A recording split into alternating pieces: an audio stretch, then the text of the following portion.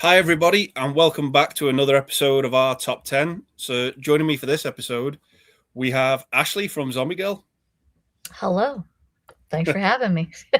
Thank you so much for joining. This is where I usually say, please go and check out Ashley's channel, but I'm going to leave a link to Ashley's Instagram page, so please go over and check out that. So, this is like a top 10 series that we do, so I always extend an invite to the guest and ask them to pick an actor or actress. So Ashley has chosen to go for Jake Gyllenhaal, and I had a lot of fun rewatching some of these movies. I thought they were really, really great. I think you picked a good actor, and this was really, really hard to put the list together. Yeah, it was very difficult for me. It was the placement, honestly. It's kind of like, do I like this one more or this one? Yeah. No, awesome. I just forgot how many bangers he had. Like, there was like some really good. There's one in here. I'm probably going to give the game away, but there's one in here that I think if my friends knew I'd put it on, I'd never hear the end of it. I think I know which one you're talking about. I mean, I get it. Yeah. But it's a good movie. It's a good movie. It is. It's shot very well too, so I get it. Yeah. This is where it's like Donnie. We think it's Donnie Darko, but like no, it's no, it's completely different. Yeah, it's not Donnie Darko. Spoilers, but yeah.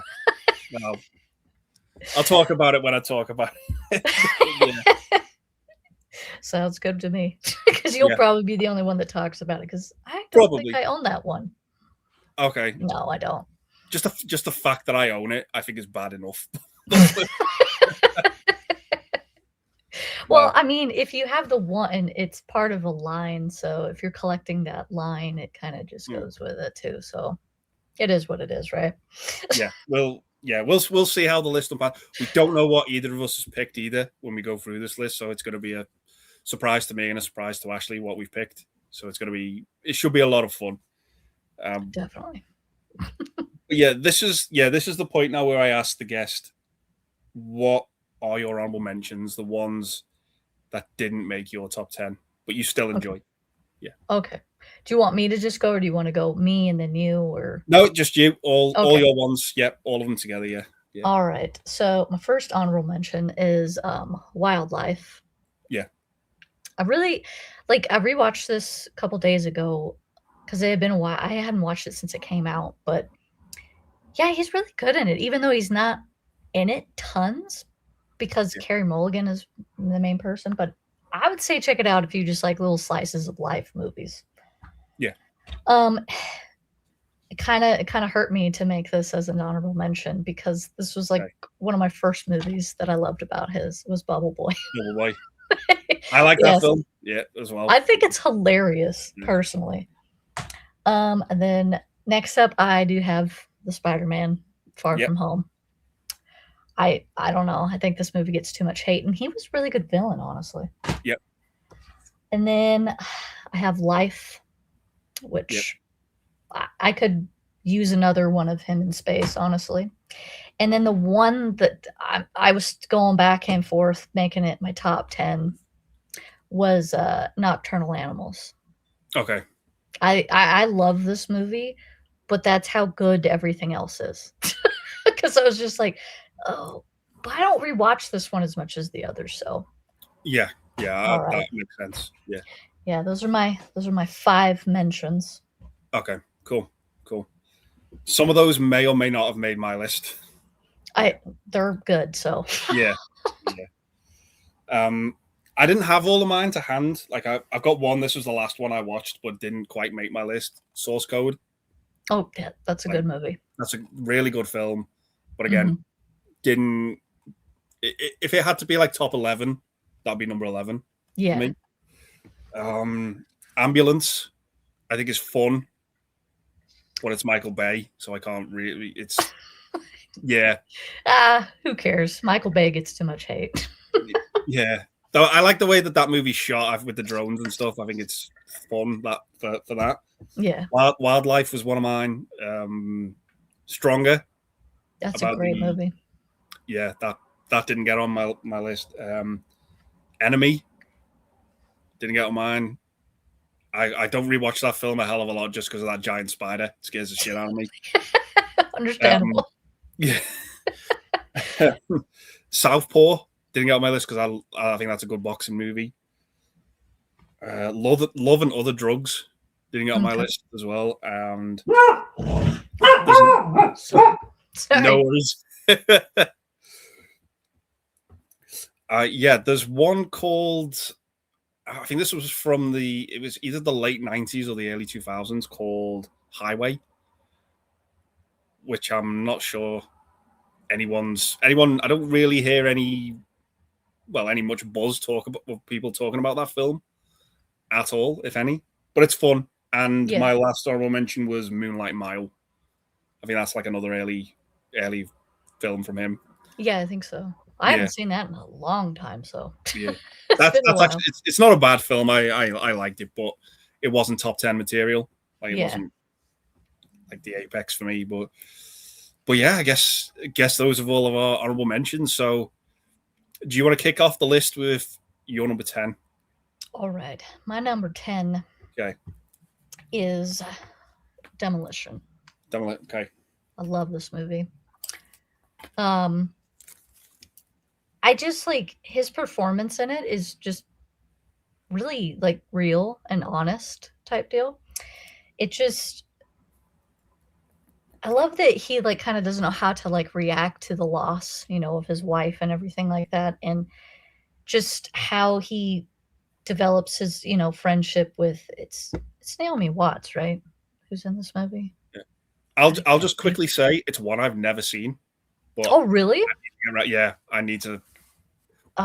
Yeah, it is Naomi Watts. It says right there. Good grief! But yeah, it's a really good movie. I'm sure you've seen the memes of him dancing in the subway and everything. So yeah.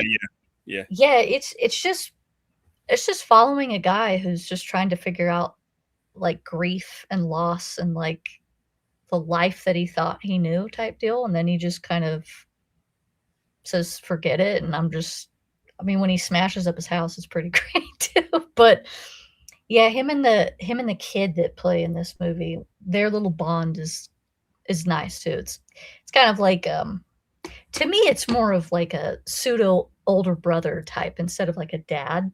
You know what I mean? So yeah, I really enjoyed Demolition, and I think a lot of people haven't seen this one, because I don't really ever hear anybody talk about that movie.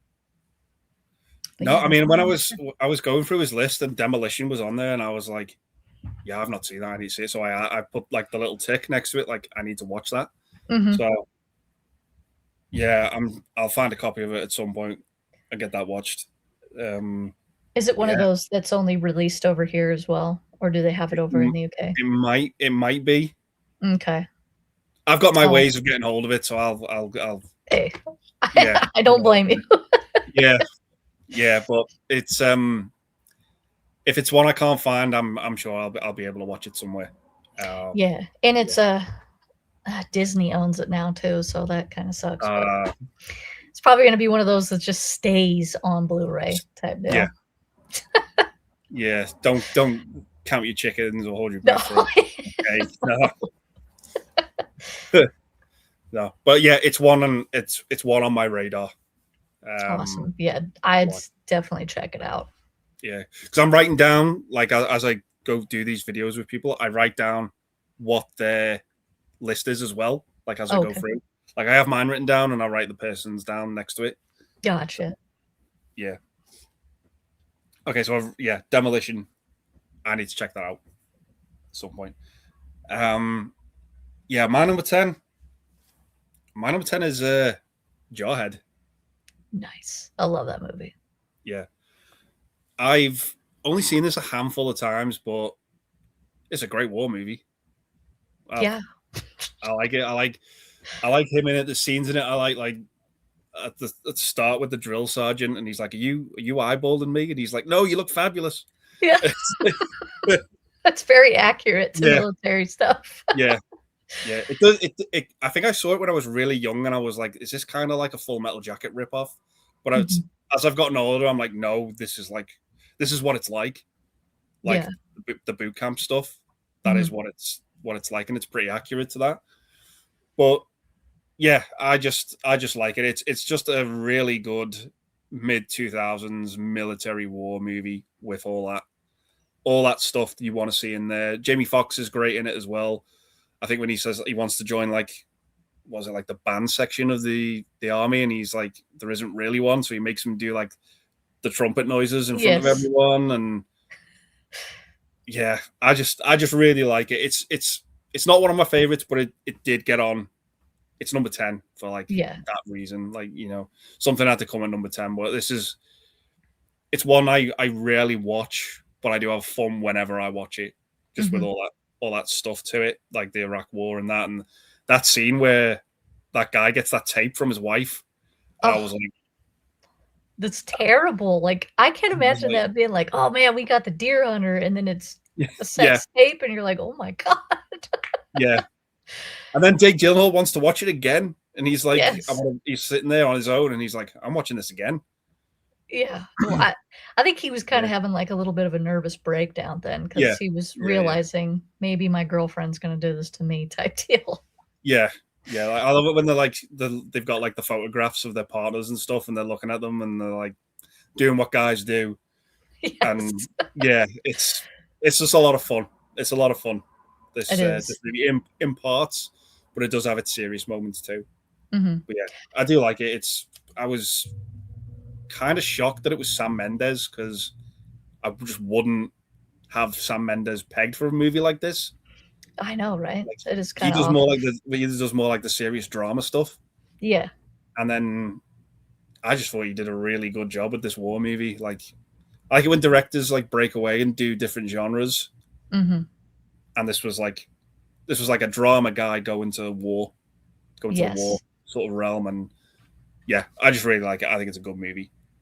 I But think one of my favorite scenes in that movie is, when they're digging the hole like, their holes to sleep hmm, in, and then Jamie Foxx, like, comes over and tells them to take this pill, for I can't remember I think it was, like, anthrax exposure or something like that, yeah, and he's just like, "No, I'm not gonna take this," and then he's basically just yelling at him like, "You will take this," type deal, and I'm just going, "Oh my god, you can't force people like that." yeah, Yeah, you you can't. do you, but yeah, it is pretty accurate to they're just trying to force things, and then him just taking it and just I'd be like, "I don't know what that is. Get away from me with Yeah, that." yeah, But, yeah, I like that, and obviously was it Christmas Eve or Christmas Day? That whole scene was ridiculous. The guy that was doing the watch, and then he lights all that stuff on fire, and then the ah, ammunition starts going off. You're just like, "Oh god, you idiot." yes, yeah, yeah. There's a really good but brutal scene I think where they're crawling through like they're doing like a practice or something, and they have to like crawl through the mud. They're Mhm. getting shot at with like live ammunition, and one of the Yes. guys like starts to freak out, Yeah. and he's like I can't do it. And Jake Gyllenhaal saying to him like, keep your head down, just crawl through it, just crawl through it, just go through it, and you'll be fine. And Yeah. he's like, no, I can't do it. And he gets up, and he ends up getting killed. I Um, I know, it's like, what were you yeah, using live ammunition for a drill for? for a drill, yeah. And then Jamie Foxx comes over, and he's like, you'd still be alive if you'd listened to me. Yes. Like keep your head down. Like, oh, yeah, it's just nasty, but I just really like the movie. Really like the movie. But Oh, I do too. yeah, it's just a good war film. I think it came out at the right time. Yeah. Mhm. So Definitely. yeah, that's my number 10, Jawhead. Nice. So yeah. On to your number 9.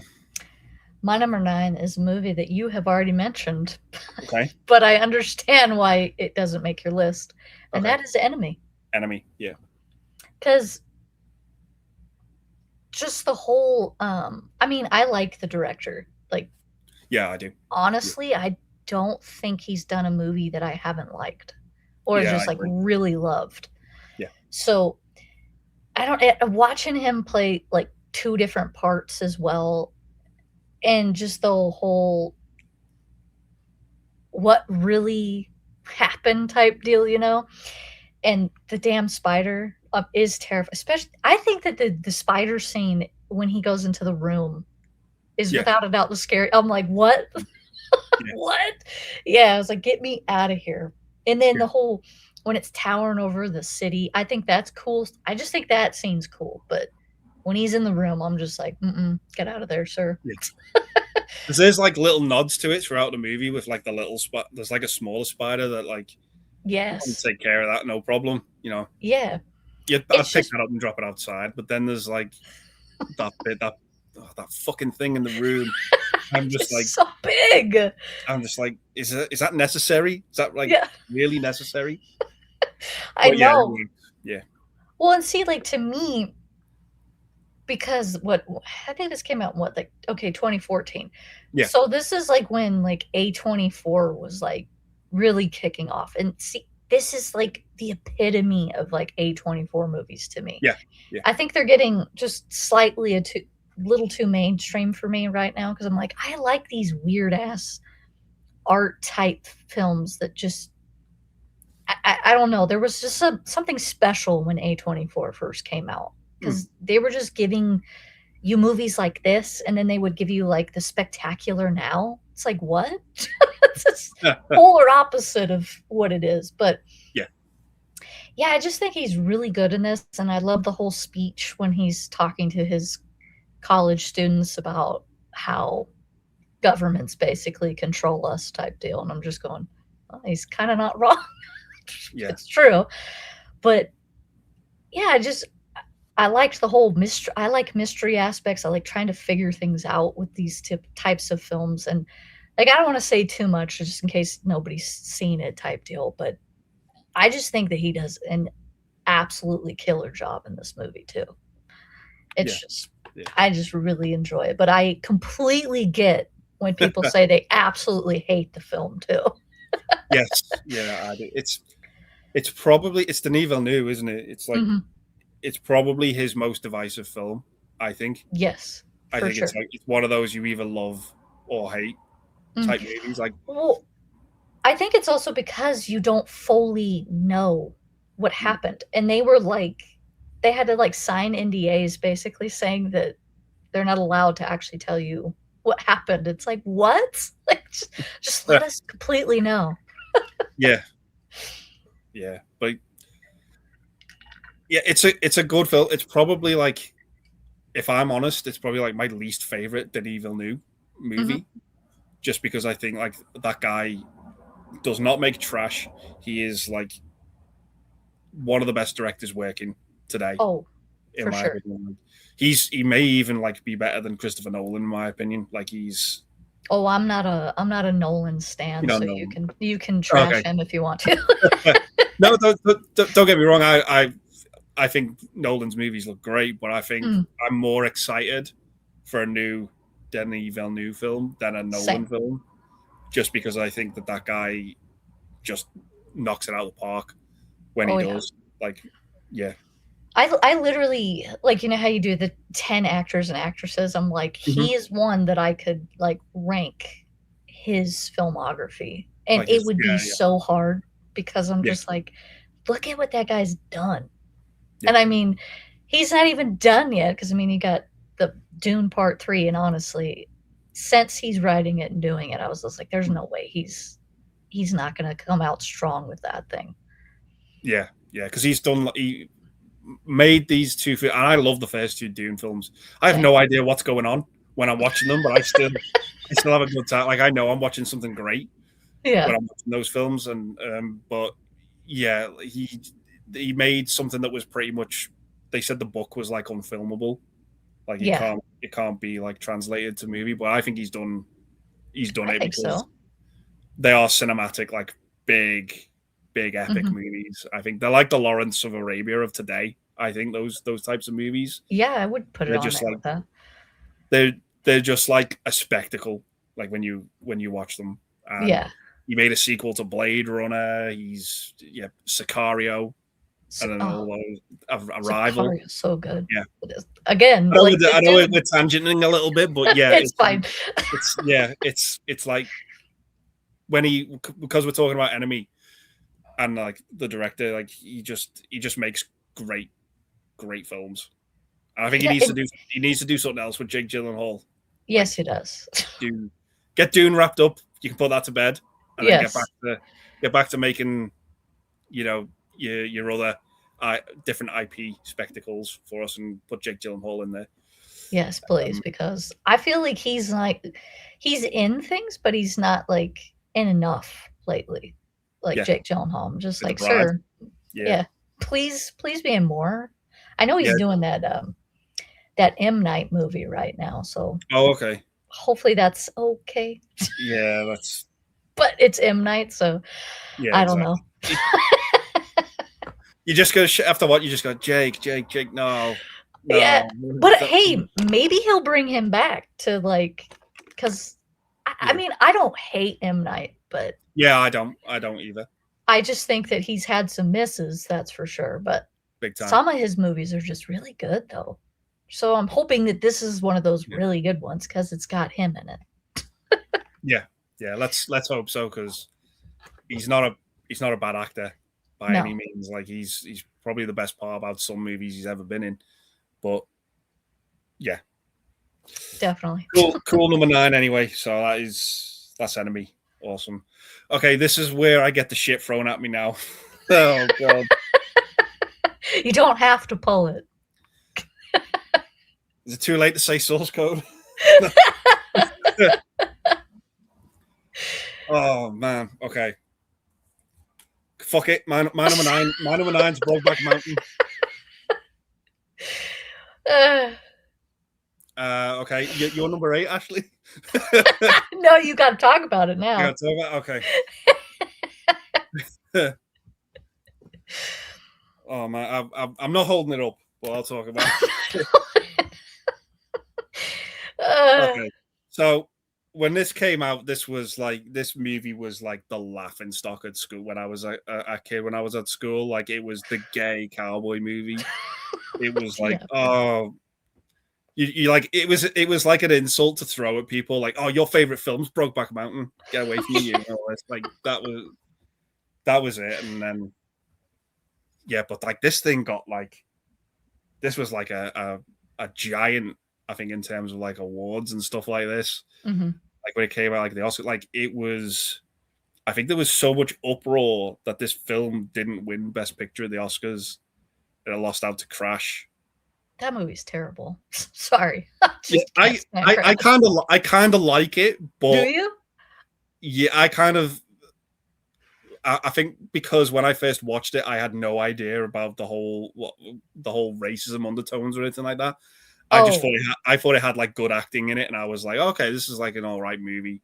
Yeah, but definitely not like Best. I didn't even know that there was. I didn't know about the whole controversy of it. I just knew about them being mad. I was like, but if you look at what Crash was up against that year, it holds nothing to any of those films. Even Brokeback. I hate to break it to you, but Brokeback is better. Yeah, but yeah. Like, okay, yeah, it's about two cowboys that get hired to do some sheep herding, and they fall in love. Nothing wrong with that. That's fine. But what I liked about it was the whole love story to it. And yeah, I've matured as I've gone on watching this movie, and I really liked it. And I even, when I was at university, I lived a year with a gay couple. Like they thought this movie was boring as hell. Like they just didn't like it whatsoever. And I'm not pigeonholing that or anything like that, or stereotyping or anything. Yeah. But I was like, that was just their opinion. They were like the only gay people I knew at the time. So I was like, that's fair enough. Mm-hmm. But I watched it and I was like, you know what? That is actually a well-acted movie with a really good story. And yeah, I like it. It's set in like what, the 50s or 60s, where like obviously like homosexual was probably like still a crime back then. And which is yeah, I think it was, especially in Montana. It was over here. Yeah, it was over here, like definitely. Yeah. But yeah, which is disgusting. But it happened back at different times, different rules and things like that. But yeah, it's just about them. They fall and they end up going their separate ways and living different lives to what they probably should have been living at the time. And by the end of the movie, it's all just like a what a coulda, shoulda, should have been type of scenario, which I love. It's like a love that just can't be, but I just still think it's a good, well made movie with a good cast. I was surprised by like who else was in this movie that I'd completely forgotten, didn't know. Like Oh, like their wives? yeah, like Anne Hathaway, Michelle, like Linda Cardellini's in it, Yeah. and even like David Harbour's in it as well, and Anna Farrell is it? Who's in it as well from like the Scary Movie movies. Yes. It's like this movie's got a stacked cast and it's got a good director as well, Ang Lee. But I think that it just came out too soon. Do you know what I mean? Like, in the yeah, sense of yeah, I mean, granted, they were trying to make it more acceptable at that point. And, I mean, I'll give it its kudos when it's shot. I mean, the acting is really yeah, great too, don't get me wrong, but I mean, it helps where it's shot too, because out in Montana and stuff like that, it's super pretty. And yes, I'm sure it is. it's like the only thing I've never really liked about, say, like, any gay film type Mhm. deal, most of them, they always I just hate I understand in this movie because it's back in the day, but I just hate that they're always cheating type deal. Do you know what I mean? Like, I'm just not, keen on the whole cheating thing, like, I think Yeah, it's yeah, quite they're not faithful. disgusting. They're not faithful Yeah, to. If they're in one relationship, you've got to be like faithful to that relationship. yeah, You and it's can't. just Yeah, yeah. like, when you see that scene, when Michelle Williams catches Tease them, them. Yeah, I just I, it's like, nasty. feel Yeah, so bad for her, like, yeah, yeah, genuinely. I was just like, "Oh my god," like, I can't imagine being in that position. I'd be like, you gotta, like, just go. Get like, yeah, you don't need to be with me, okay? I yeah, don't yeah. care if we have kids. Get out of here." Like, You're gone. you can't unsee that. Do you know what I mean? Like, Yeah, it's just kind of like, yeah, whatever. But no, I watched that movie, I would say, like, 10 or 11 years ago for the first time because, like you said, like, growing up, it was always a joke, like, "Oh, yeah. you, It like, was. broke back." Yeah, it Just was like a taboo movie. It was like it was like just yeah. don't go anywhere near it because of the whole what it's Well, about. Like, yeah, and then the whole line, "I wish I knew how to quit you." yeah, It's just yeah. like, there's too many things to just poke at it. Yes. So, when I got a little bit older, I was like, "Okay, I'll give it a fair shot again." I mean, I like you said, acting's really good, shot very well. I just I do find it a little bit boring. That's the only Yeah, reason why, like, I've never found myself wanting to rewatch it yeah, because of that. Because 'cause I'm just like, they're both really good in it, but also they've done better. Do you yeah. know, both of them, but it's not a bad film. So, No, I mean, nothing wrong with putting it in yeah. your top 10. No, I kind of did because I kind of had to watch this. I watched it and I was like, I don't watch it a hell of a lot. I'm just Mhm. putting that out there. I don't watch it. There's nothing wrong with it, but I don't It's watch not on it. repeat? Come on, Andy. No, not a hell of a lot. But I will say the story is really good, but the movie does move at a snail's pace. Mhm. It really is slow. But I do think the story's really good. Like he says something like he left his shirt up on the mountain or something, and then he goes back to. I'm not going to spoil what happens, but he reunites with that shit, and it's like, oof, holy fuck, you know, Yeah, like yeah, yeah, that's really good. That's really powerful, and the way the movie ends as well. That's a powerful scene. But yeah, it's just one of those movies that my tastes kind of like matured over the years, and I was like, yeah, just watch the film, just watch it yeah, and see how what it's like and take it for what it is. And it is a good film. It is a well made movie, but it's just definitely. not one. Not in the movie's defense, it's just not one I'm going to rewatch a hell of a lot. You Yeah, know, you say Jake Gyllenhaal, there's 8 other movies for me I'd rather watch, but yeah, I get you. it's still a good film. Yeah. Definitely. All Moving right. swiftly on from Brokeback Mountain. Yeah, your number 8, Ashley. My number 8 is Brothers. Brothers, cool. I love this movie. Like, Tobey Maguire, I was so happy to see them in a movie and portrayed as brothers, because I remember in, like, the late 90s, early 2000s, everybody was always mixing the two of them up, which always was kind of funny to me, because I'm like, they look different enough to tell the difference, but whatever. And I just think it's funny that he's Spider-Man, and then he ends up in a Spider-Man movie. Like, it's kind of great. But yeah, I mean, another war movie. But I think it's so funny that the two of them were actually supposed to play each other's parts ultimately, but then they realized it just didn't work or something like that. But yeah, I really liked watching this, because having been around people who are in the military, my whole life and stuff like that, when they do come home and stuff, especially with certain things they've seen or done type deal, it's like he portrayed it pretty well. Tobey Maguire did. And then Jake Gyllenhaal just being the brother that's just like, okay, well, since he's gone and everything, and they don't know if he's ever coming back type deal, it's like he's going to step up and just, help out his wife and his niece, right? Because I think that, and then I think they have a little boy or something like that. I think that's what, I can't remember right off the top of my head for some reason. But yeah, I really liked all of their chemistry. Like, they definitely came across as brothers. And him and, their both of their relationships with Natalie Portman and stuff like that. And yeah, I thought it was a pretty good depiction of somebody coming back from war and then family coming together, but like in a rough way. And the one scene when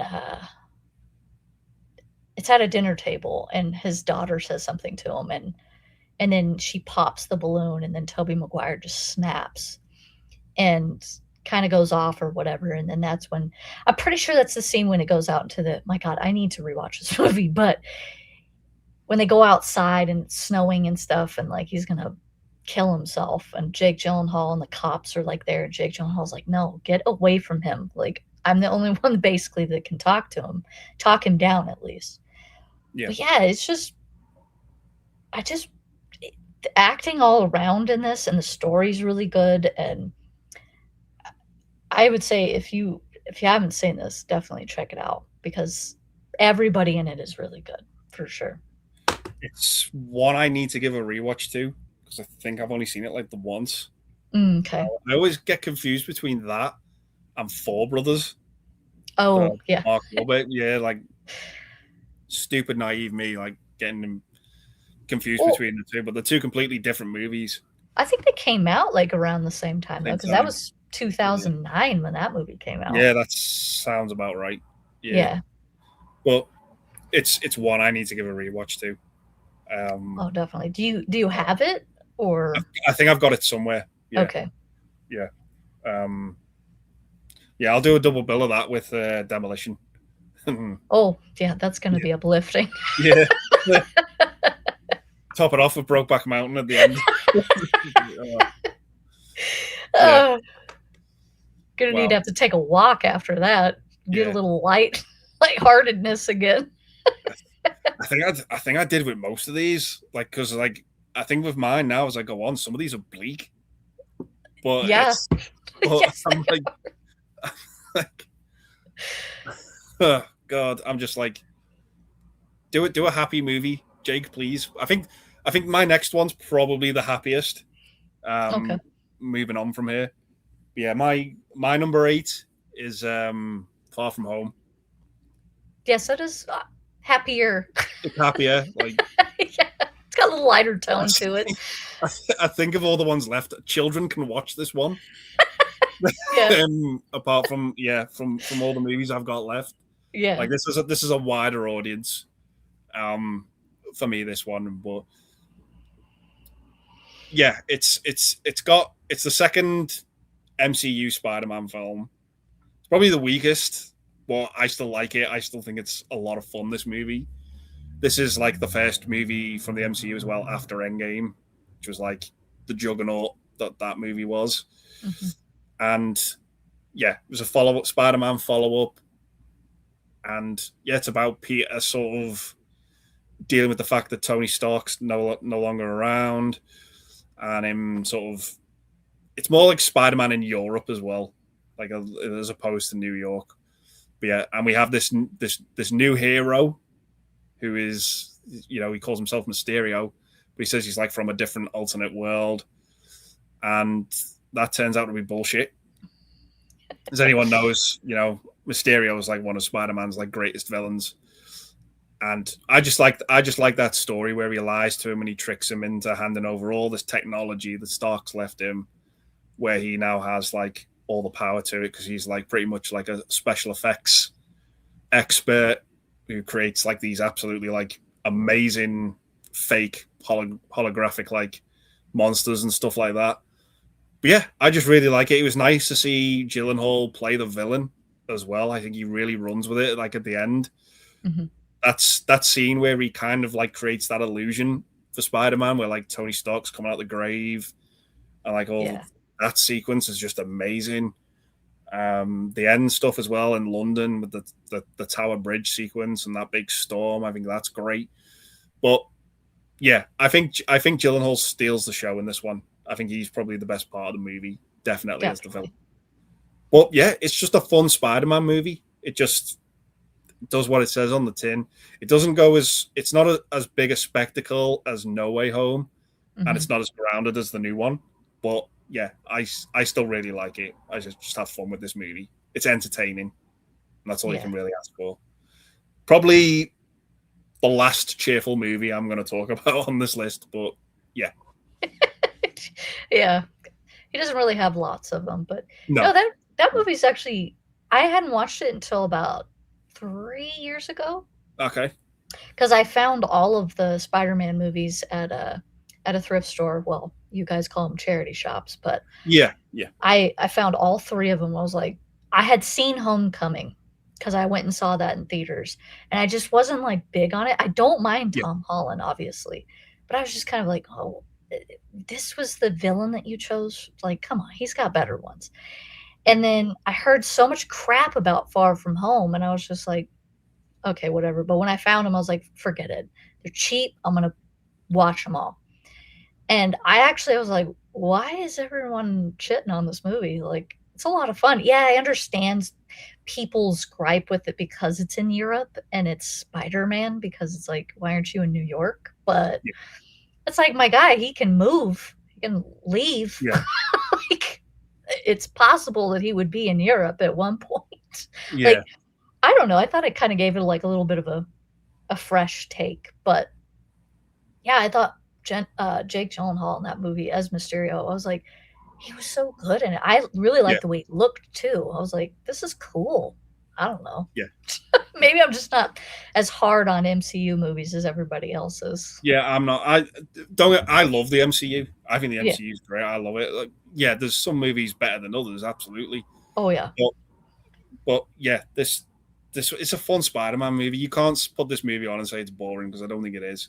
No. It's just Jake Gyllenhaal's a great villain, and I've got to say the cliffhanger that this movie left on was like, people were like, we want to see the next one. Yes. The next one didn't disappoint, because for me that's probably my favorite Spider-Man movie, the next one. But okay. It just ended really, really well.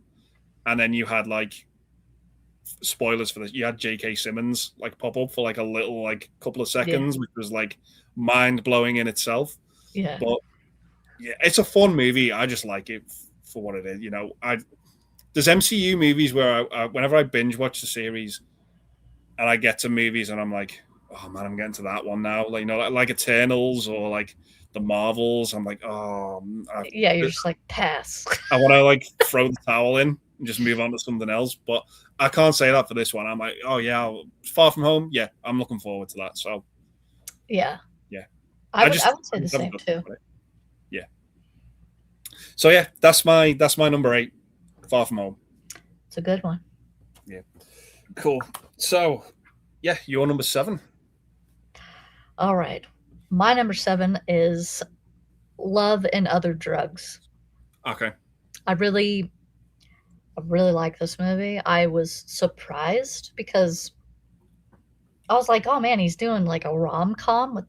what?" Like, granted, I mean, all these guys do those at one point or another, but him and Anne Hathaway have really good chemistry, and I like that this one is different in its like love story in the sense of like she has oh my god, what is it? Is it Parkinson's? I think that's what she like her sickness is. And him being a pharmaceutical like drug pusher, let's put it that way. And then them just, finding and I just love the scene when they meet. He's pretending to be a doctor or whatever it was, and then she just pulls it out, and it's like, and then the doctor actually the real one's, "Oh, no, that's a spider bite." It's just like, wow, what a way to meet somebody. And then when she just, like, beats him up because she figures out that he was just the drug guy, basically. But, yeah, I just really liked watching them, like, fall for each other, and I feel like it's very realistic in the sense of, like, her pushing him away so much, and then him being the type that obviously he was like a playboy type in the sense of he was just whatever chick he could find type deal. Yeah. But, yeah, I just really liked watching them fall in love and then her just finally just accepting his love basically, because I get where she's coming from because she is going to need more help than obviously he doesn't because he's healthy and everything. But it's like, yeah, but sometimes you just gotta push that aside and just allow yourself to Yeah. just you're also, oh my god, what is the word I'm trying to find? Like, you should have love too, basically. Just because you have a sickness or something that's going to, enable you type deal, eh, that doesn't mean you don't deserve it too. You know what I Yeah. mean? Yeah. And I like their chemistry. I think that there's some funny moments. I love when he's having a panic attack for the first time, and he's like, "I don't know what's happening," and she's just kind of like, yeah, you're having a panic attack, like, welcome to the rest of the world," like, but yeah, I just this is a lighthearted movie as well. I mean, in a way, Yeah. 'cause I Yeah. mean, Yeah. sh she does ultimately Parkinson's does do a number on you, which is Mm. terrible, but Yeah. yeah, I don't know, I just really like this one a lot. That's another one I'm gonna have to give a rewatch too, because again, I think I've seen it like once or twice, Mhm. close to when it came out. But I kind of pigeonhole that movie with like the likes of No Strings Attached and Friends with Benefits. Like Yes. it's that kind of. It's not. I'm not saying that it's that kind of movie. I'm just saying It came for out, I think, me around the same time. when I look at it, I just pigeonhole it with those movies. Mhm. I don't know why. Maybe that's unfair, but yeah, it's one probably the most serious out of those 3 films anyway. Yeah. But yeah, I would. I need to give that one a rewatch because it's been forever and a day since I've seen it. And I don't think that it goes to because 'cause I'll be real with you, the older I get, I can't really stand rom-coms. Okay. Yeah. I don't I'd rather I prefer, like, a drama romance Yeah. over this because to me, it's more realistic. Like Yeah. but this movie keeps it grounded enough that you still have the comedy because, like, the comedy to me feels more like if you were in a real relationship type deal because 'cause you're giving each other shit, Mhm.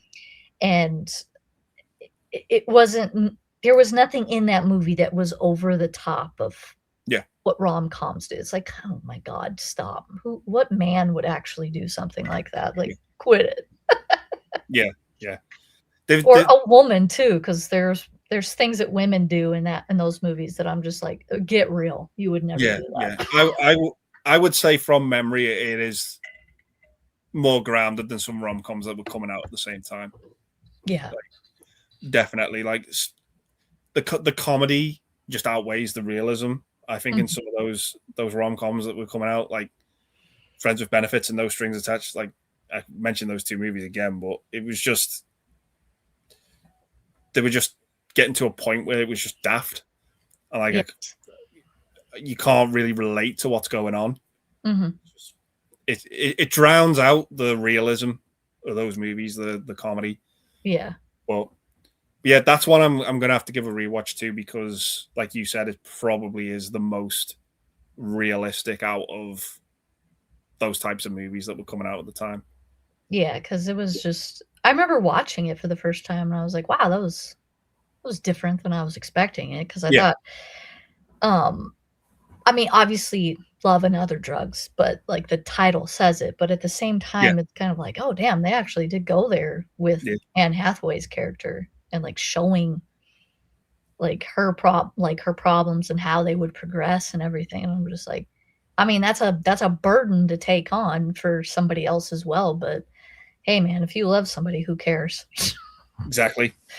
Yeah, but yeah, no, I find it as well that we just haven't said we've all the movies I've said and the movies you've said are all been different. Like we Mhm. haven't like repeated any yet, and probably from here it's gonna. I've jinxed it now. Jinxed it. Yeah. But yeah, that was your number 7, wasn't it? Love and Other Drugs. Yes. Yeah. Cool. Okay, so my number 7 is End of Watch. Oh, love that movie. Yeah, this again is not one that I rewatch a hell of a lot. I don't rewatch this movie because this is probably one of the most realistic films I think he's ever done. Yes, Like, this for feels sure. this feels like you're doing work experience with like LA cops. Mhm. Like just it's like a day in the life of or just spending a week with these guys and just going around seeing what they're doing. And you can tell as actors that's probably what they did for the research of this movie. They just went around with cops in LA and just saw what they got up to and kind of built the movie round that Mhm. when you watch this because it is very realistic. It's very sort of shot like a camera on a body cam, something along those lines. Lots of like dash cam footage and all that, but it just makes it feel all the more real when you watch this movie. I absolutely hate the gangsters in this movie, the main villains. Like Yes. They're so annoying. she is such a piece of shit. Like the main, She she's is, she is a fucking nightmare. Like but she's just she's terrible. very accurate She's portrayal good. of She's that good. type. Yeah. That's testament to her because Mhm. you don't want to like her and you shouldn't like her in this Yes. movie because she's just a nasty, horrible bitch. Yes. In this movie, like She do really not is. cross her. Like, yeah, she'd like shoot you over saying the littlest, stupidest thing that she didn't Mhm. like. She goes off the rails. But yeah, I just really like it. And the movie, I've got to hand this to the movie. The way the movie ends, I didn't see that coming at all because you think it's going to go one way and it Mhm. just flips. Yes, And it does. yeah, I just you're still really like gutted and crushed with the way it ends because of what happens, but it has this bittersweet thing to it, like this ending to it. Like you want the bad guys to get their comeuppance, and you're kind of worried for a second that they may not, and you're like, oh no, Yeah. or they do, but it comes at a price.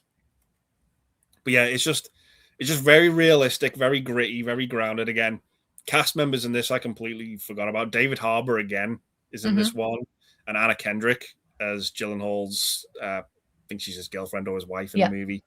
But yeah, really like it. Really grounded, but I don't rewatch it a hell of a lot because it is too real at times. Yeah. This feels like the other side of the coin to Boys in the Hood. Like Yeah, this is like the top side of it rather than the yes. gangster side. It feels like the those two are like parallel. Yeah, pretty But much. I see what you mean by that, for sure. yeah, I haven't seen Boys in the Hood in a while, but definitely. yeah, it's like that's the crime side. This is the crime solving side. But Yes. yeah, it's just grounded that way. But I still really like it. It's a good movie, really well acted, really well shot. Yeah, it's just a fun movie. Well, maybe fun's not the right word, but a good movie. It's a Yeah. good time. It's a ride, let's put it Yeah, that way. It yeah, really it is. is. It's like police work experience, but it's not boring. It doesn't hold. Yes. It's got lots of action Mhm. and in all the right places. And yeah, just follows them around and dealing with petty crimes and much bigger crimes as well. Yes, And yeah, definitely. I just really like it. So yeah, that's my number 7 and a watch. I talk about it a little bit more, but it's mine that's a little bit higher for The me. higher, yeah. Yeah. Um, Cool. So yeah, we're on to number 6 now. number 6, Yeah. okay. My number 6 is Southpaw. Mm-hmm. I I mean, I like, um good grief, I like boxing movies and I like, just sports movies most of the time, but I feel like the boxing movies, for some reason, are always more, real type deal. Yeah. Like, I don't know how to describe that because, like, I love, like, Rocky and stuff like that, and I remember, like, I think it was Warrior came out before this or maybe around the same time, and I really like that movie too, but when I Yeah. watched this, I was like, "No, this is more my speed than Warrior is, because I love the way this movie is shot. Sorry if you can hear my dog sleeping. No Um, worries. I was just like, "What is that?" I'm like, "Oh, he's dreaming." But, yeah, I just think he does really well in this, and I love that Rachel McAdams was his wife in this, and Yeah. they had really good chemistry, and they felt very real. It almost felt like, ki kind of like a Conor McGregor a little bit because him Yes. and his Yeah. wife Yeah. was, like, they had known each other before he, made it big, and in this movie, she knew him before he had anything, and she just believed in him, Yeah. and, yeah, it was just, like, even with the whole, like, the family scenes and all the stuff, and sorry, but spoilers, but she dies, Yeah. but it's, like, kinda like, this movie's been out for a while, okay, sorry, Yeah. but when she dies and then him just really not knowing how to take it and then losing everything basically, it's like it made sense. Like she's basically his rock and he loses it. I felt so bad for his daughter in this for a little bit, and then I Mm. love how he Yeah. never got mad at her in the way she acted, you know, when certain Yeah. things happened, and I was just like, she had every right to be that mad at him. Like, come on, like, get your ass, like, up and going, my guy. But, yeah, I really like the boxing scenes in this as well, Yeah. and I just like watching somebody. I hate that people have to hit rock bottom, but when they do hit rock bottom, watching them come out of it, and then just coming back bigger and stronger, and just him realizing that these people were actually more important than this person or that person or the fame of it all type deal. So, yeah, I really like this movie, and I think that a lot of people always seem to forget it exists because most people are always like, "Oh, Warrior," or, Rocky, which understandable. I like Yeah. Rocky more than this, but it's like, yeah, but this is a solid, It is. solid boxing movie. But yeah, that is my number, what, 6? I think that's what? 6. Yeah. Yeah. Okay. Yeah. It was. I agree with everything you said about it. It is a great boxing movie. It's more of a it focuses more on like the father daughter Mhm. side of things as well, because of like what happens is like it is tragic, like towards Oh, the start yeah. of the movie what happens. But yeah, I kind of agree with you as well about how it was like overshadowed like by movies like Creed, the Creed Oh, films yeah, in went out at Creed, the there you go. time. I think there was one with Miles Teller as well, another boxing film that came out at the time. There was Yeah. What was another it one. called? Was it like Grudge Match or something? There I was, think that's what it was yeah, called. that was the one with Stallone and De Niro. Oh, I think that's Grudge right. Match. But I think there was What was that one. one? There was another boxing one with Miles Teller. I can't remember what it was called. I know which one you're talking about. I can't remember what it's Yeah, called, but whatever. but yeah, the point is the studios were like churning them out, Yes. like there just seemed to be they just seemed to be popular at the time.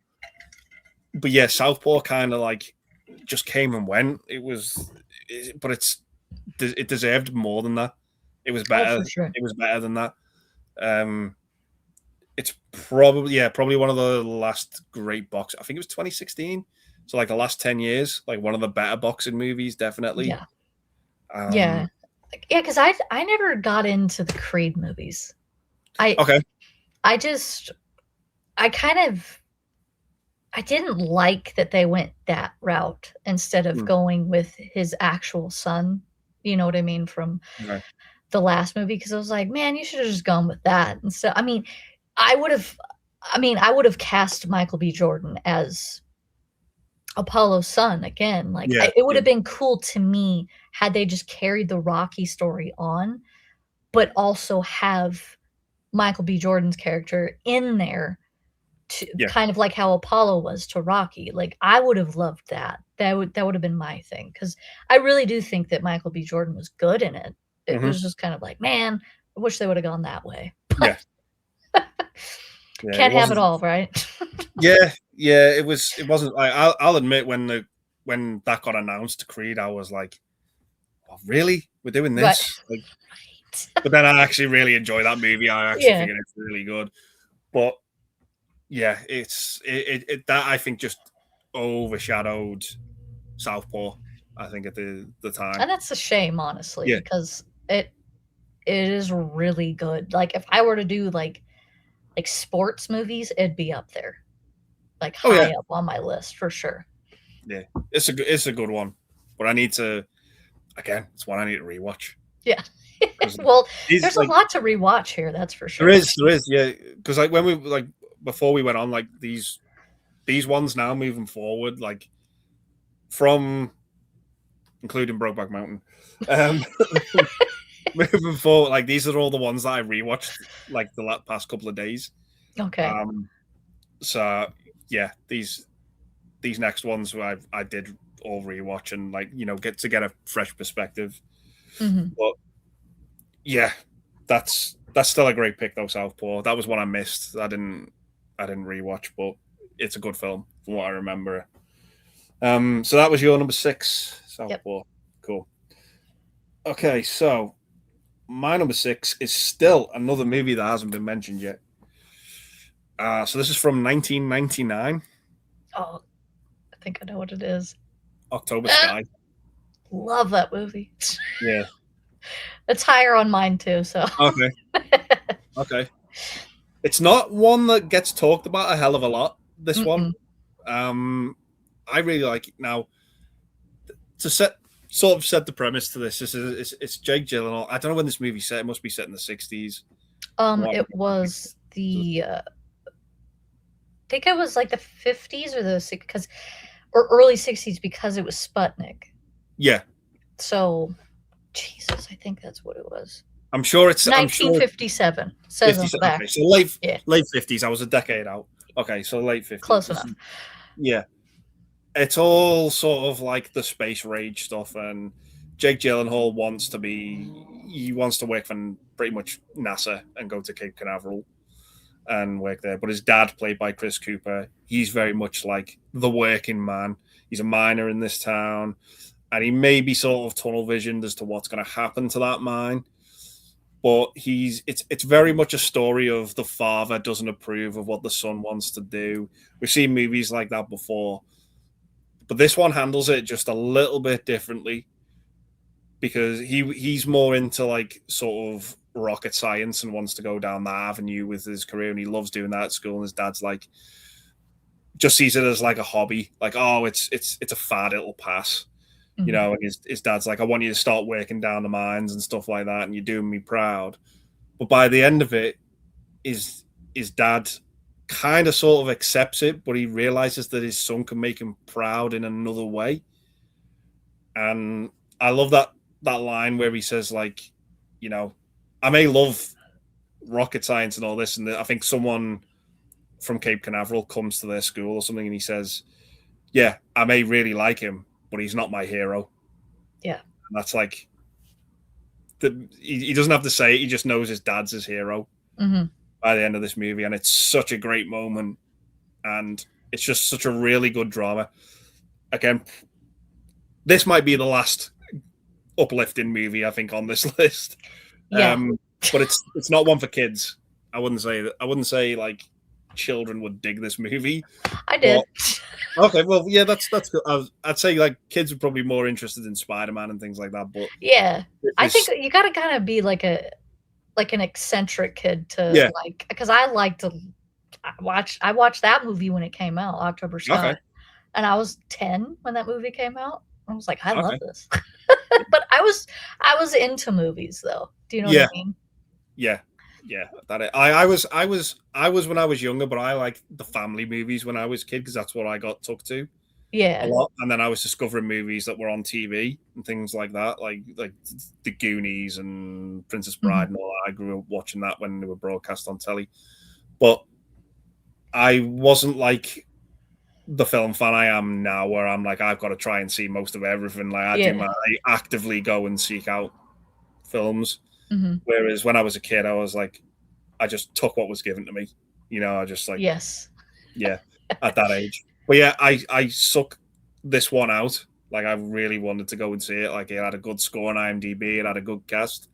So I was like, okay, I'll give it a watch. And it is a really good movie. It's just a lot of fun. I love how it looks. It kind of reminds me of Stand By Me a little bit, but the scene with the train and they're taking up the tracks. Yes. And then they've been told it's been abandoned. Yeah. So they start to take up the tracks. Like, hurry, put it back. And this train starts to come and it's like, put it back. Yeah. Yeah. It's just a lot of fun. A really, really likable film. Yes. But yeah, like I said, it has that story with the dad not approving of what the kid wants to do and that, but it has that extra little twist to it that differentiates it from other films that do that type of thing. But it's just a great drama. It is. With a great cast. And yeah, I just really, really liked it. Like it a lot. And it's just one of those kind of like informative dramas as well. Like it never gets boring when you're watching it. It's just it's the cast, the story, and the dialogue that drive the movie forward. And yeah, they all go through a character arc, and it's just a fun movie. Really like it. So that's my number 6, October Sky. It's a good one.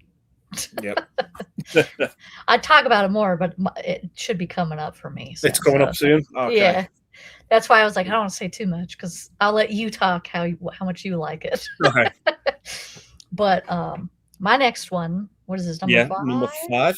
Yeah. Okay. Is end of watch. End of watch. Yeah. I really need to get the 4K for this, but I love the fact that this, like you said, like it just feels like really real and everything.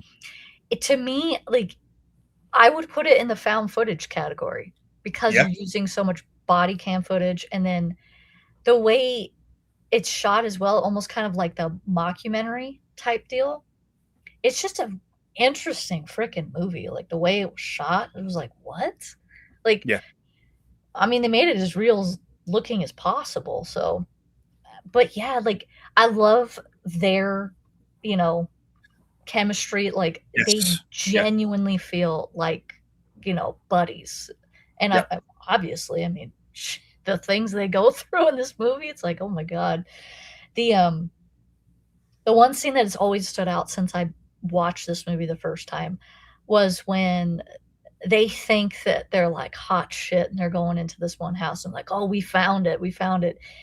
And then they stumble upon some human trafficking and other things going on in that house. And then the FBI is just like, what the fuck did you do? Like, you just ruined it. And I'm just going, it is so accurate because Yes. that happens so much. It's just like, oh my God, you just ruined the whole operation. You're thinking that you're doing good, but it's just like, oh shit, well, got to start from scratch again. But Yeah. yeah, it's I think it's a really realistic depiction of the LAPD as well, because those guys don't take shit. That's No. for sure. They're like one of the toughest precincts basically in the United States. And I mean, they kind of showed it off when the whole riots and stuff in 2020 were happening. Mm. And they really weren't letting it happen in LA as much as, like, say, New York, which is weird because the NYPD was always like top dog. But it's like, Yeah. Yeah. well, I guess LA took it from you, but they're also closer to the border and they have to deal with human trafficking and drugs and obviously the gangs. I'm not saying New York doesn't have gangs, they do, but the Bloods and the Crips and stuff are wild ass people. And then you have the Mexican gangs in this, obviously. And yeah, like you said, that woman is horrible. Yeah. She's awful.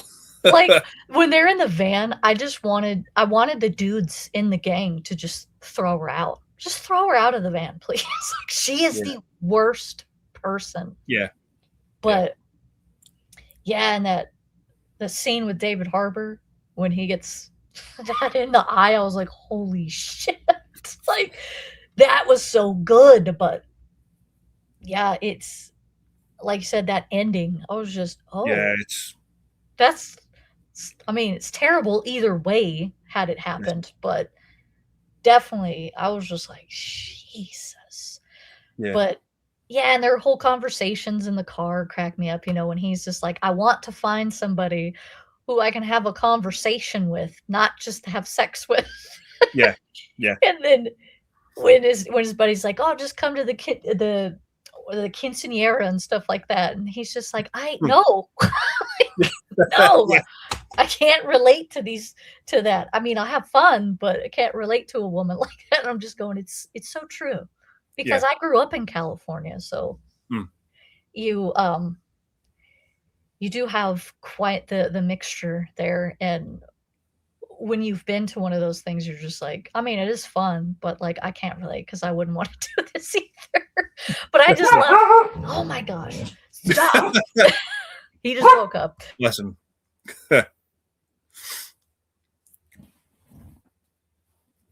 But yeah, I've always really liked that. I understand why Yeah. it would be a harder one to rewatch, but I think, what was it? I rewatched it last year, and I was just like, "Damn it, this movie's good." I forgot Yeah. how good it was. But yeah, that this is definitely one that I want to upgrade to the 4K, just because I may not watch it a ton, but I feel like it would look really cool It in would. in 4K. It would. Yeah. It's given how 4K works. I think that would. It would probably look like you're there. Yeah, it Like, would, it would be like, oh shit. Kind of yeah. like how some people's YouTube videos feel like when they're just walking around somewhere and they're Yeah. shooting in 4K. You're like, oh God, I feel like I'm in this. But yeah, Yeah. I But really yeah. like that No, one. I agree. It's probably his most realistic film. Yes, Definitely. for And sure. like you say, I agree with the fan footage element. It kind of is. Yeah. But I mean, just the people are just acting. even when he has his little camera, because he's shooting it for his class Mm. or whatever, and it kind of goes in between that, the body cam footage and the dash cam. I'm just like, they took care of this movie so much by shooting it Yeah. like this.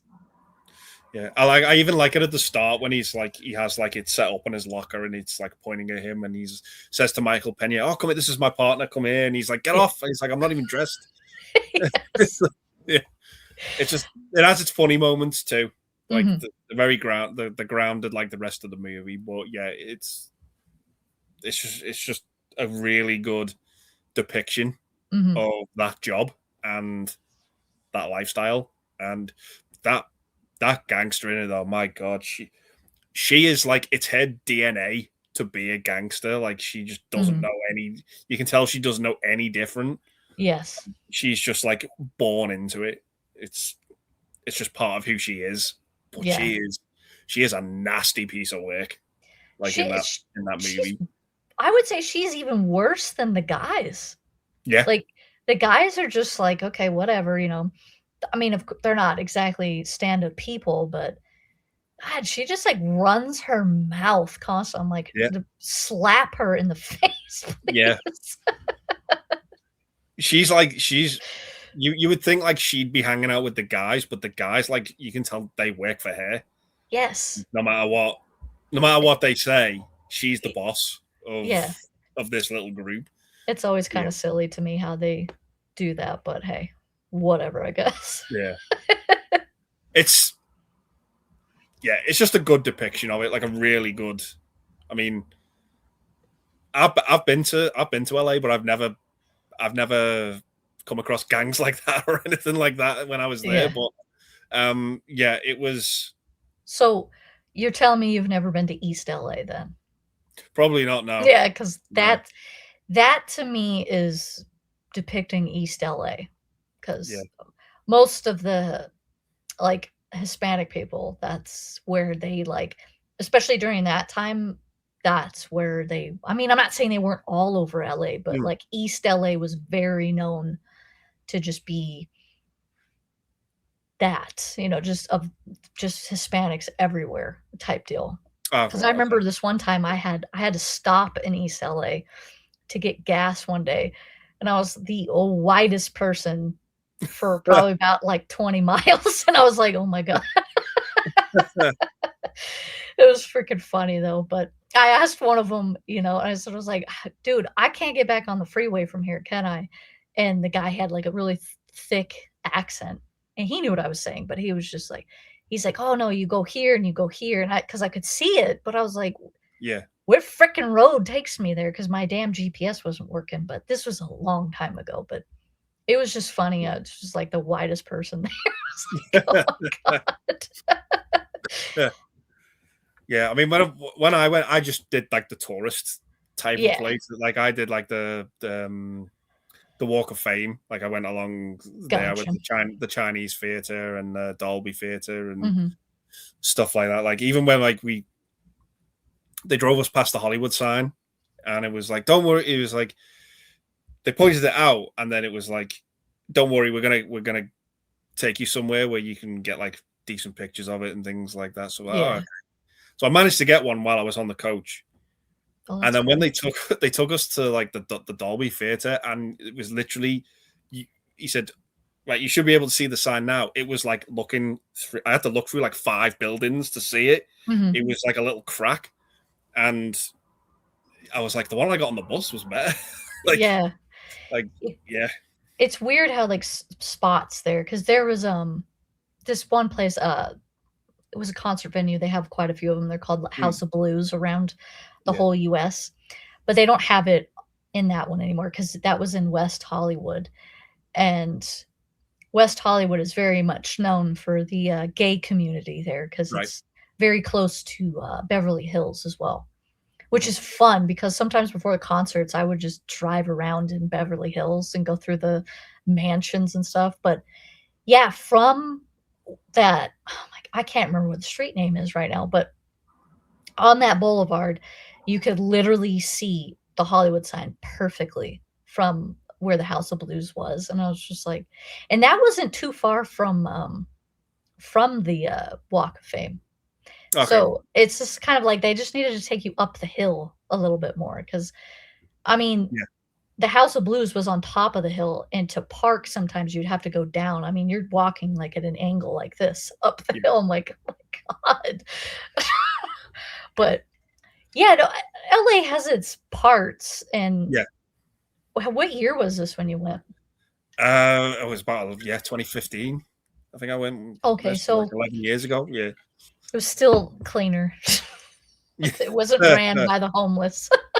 like it was a good hol like it was a I know again we're sort of going off topic a little bit, but Oh, it was it's a fine. good yeah, it was like it was like a pretty much stop, see the sights, onto the next thing type of holiday. Gotcha. Because I did like afterwards, like we went to San Francisco, then we went to San Diego, and then Oh my god, you were in quite a trip there, because yeah, that's a it that's was a lot. 40, it was 14 days, and we did like stopgate round California, Arizona, and I think what's the other one above it? Nevada or Utah? Nevada. That's it. Yeah. Did you go to Vegas? Yes. Yeah. Okay. Yeah. Yeah. Vegas was fun. We went to. This is just a quick little story. Like, it was me, my mum, and my dad. Like, we went over there, and we went to Caesar's Palace in Vegas. Okay.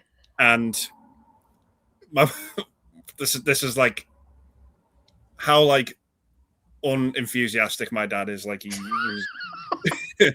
My mum, we were in Caesar's Palace, like in the foyer, and there's a big statue of Caesar, like right in there. My mum turns to my dad and goes, "Why don't you get a picture with you and Caesar? It will bring you good luck." And my dad just turns to my mum and goes, "He was fucking stabbed to death."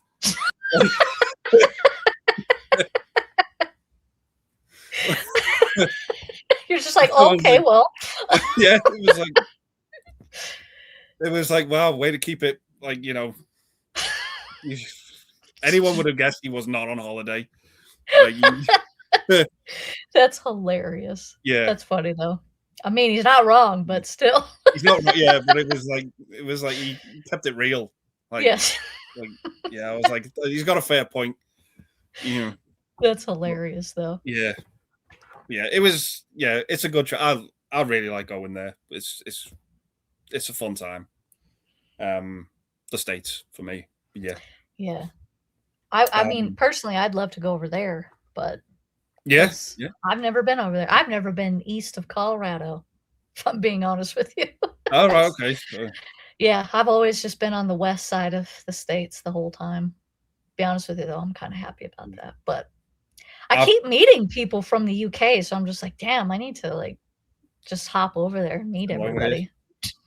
Yeah. I mean, it's 5 minutes to get anywhere in the UK. To me, yeah. Yeah. Yeah, no. I've been a few times. I've been 4 times, but I've been to 11 states. Okay. I can't remember off the top of my head which ones I've been to. Like, where I've done Florida, I've done like New York, Pennsylvania, and all that, and then I did like Mississippi, Nashville, a couple of states around there, and then I did the East Coast. But yeah, I have a fun time when I go over there. I've never had a bad holiday. Well, that's good. I'm glad. Yeah, I'm glad that we aren't too bad over here. Yeah.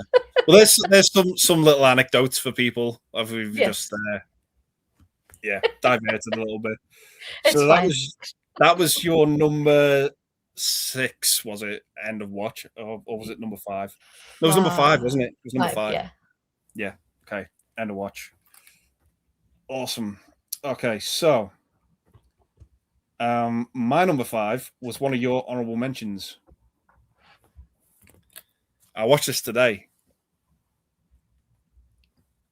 Nocturnal Animals.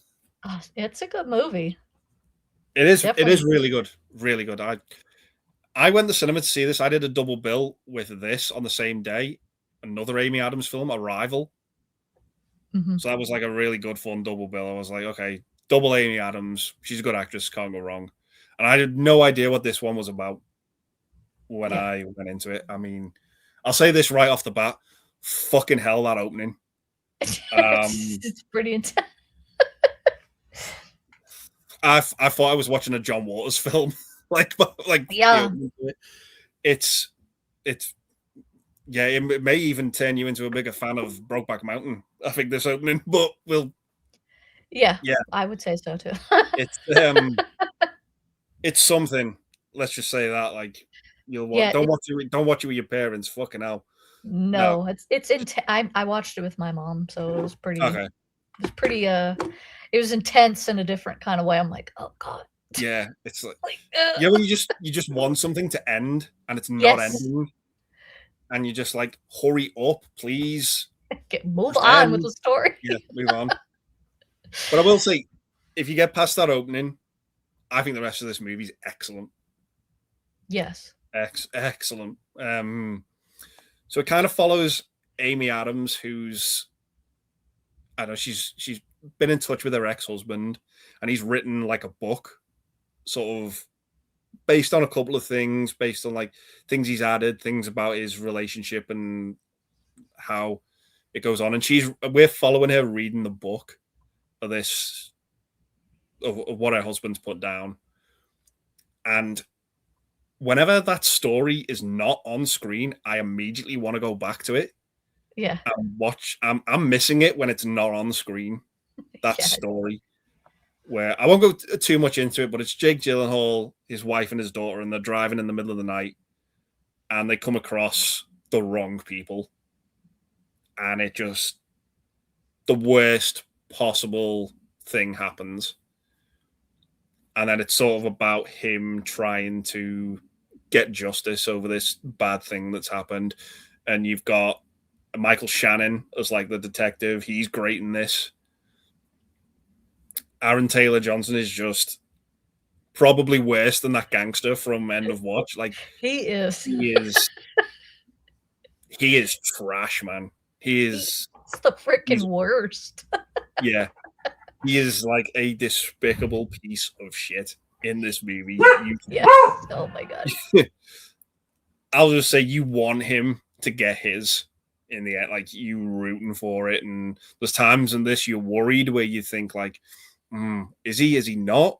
Like as the movie goes on, I'm not going to say what he does, but it's really bad, really, really bad what he gets up to in this movie. Yeah. Like it's nasty, but that for me is probably the best part of the movie. Like the Amy Adams stuff's still really good. I mean, even I totally forgot Arnie Hammer was in this as well, like as her current husband. But yeah, it's get past that opening, and it's just still a really great movie. Yeah. Really great movie. I think the reason why the beginning of it, because the guy that directed it was he's a fashion designer, isn't he? Tom Ford, I think it is. Tom Ford, yeah. Yeah, and it was just so off the cuff of him to do a film. But when you're watching it, I feel like you can tell that it's somebody like that, because you're just like, who would think of these like artsy shots like this type deal? Like, it's not nothing that you haven't seen, but it's like, it's just the way it's framed. Like, I'm one of those weirdos because like I do photography, so I'm like watching certain scenes and I'm just, ooh, like I like that. And I like when somebody isn't just always the center of the frame type deal. Yeah. They could be like off here and it's just like focusing on like a backdrop or something. I love those kinds of shots, and he does those quite a bit in there. And he's trying to get out, but like